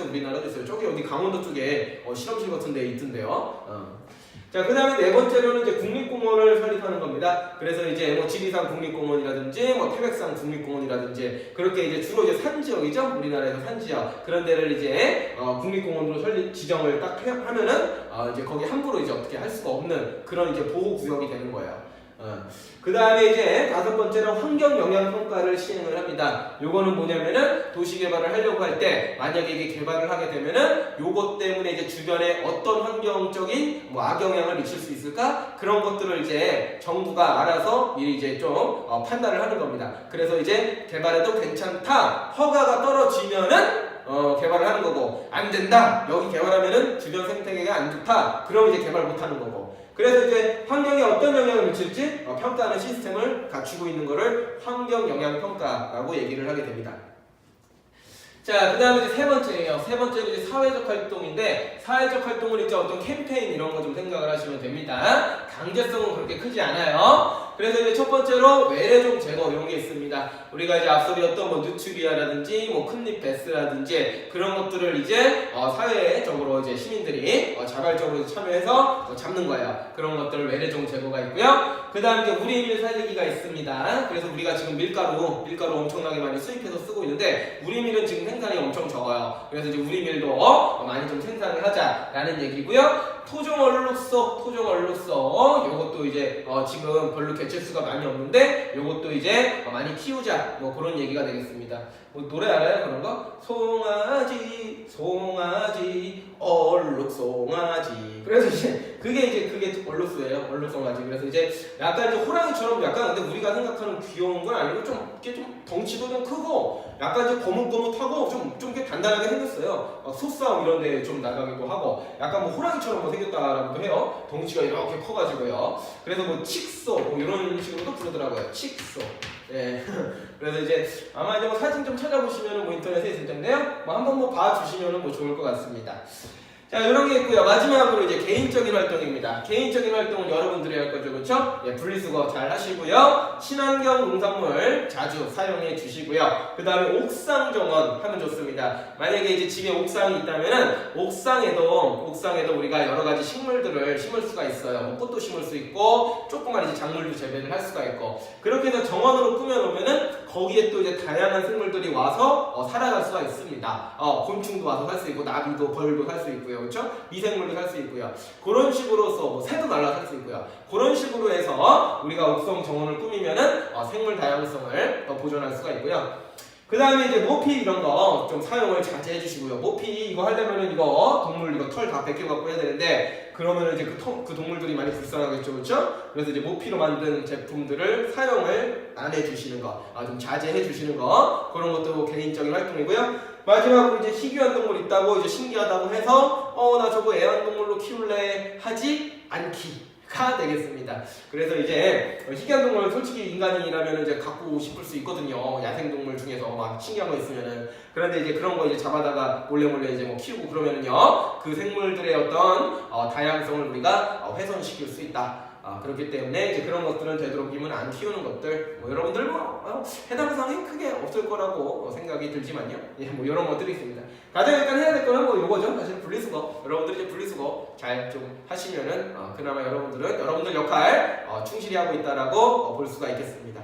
그래서 여기 내용 굉장히 쉽습니다. 그래서 이제 보존을 위한 활동인데 크게 국제적, 국가적, 사회적, 개인적으로 나눌 수 있다는 거 좀 알아두시고, 암기를 좀 하셔야 되는 부분은 암살의약 습지, CITES, 야생동물 거래에 관한 협약, 요것만 좀 암기를 해주시고 나머지는 주르륵 책에 있는 거 내용들 주르륵 읽어보시고 이해 안 되시는 거 있으면 가서 오시고요. 이렇게 편하게 학습을 해주시면 되겠습니다.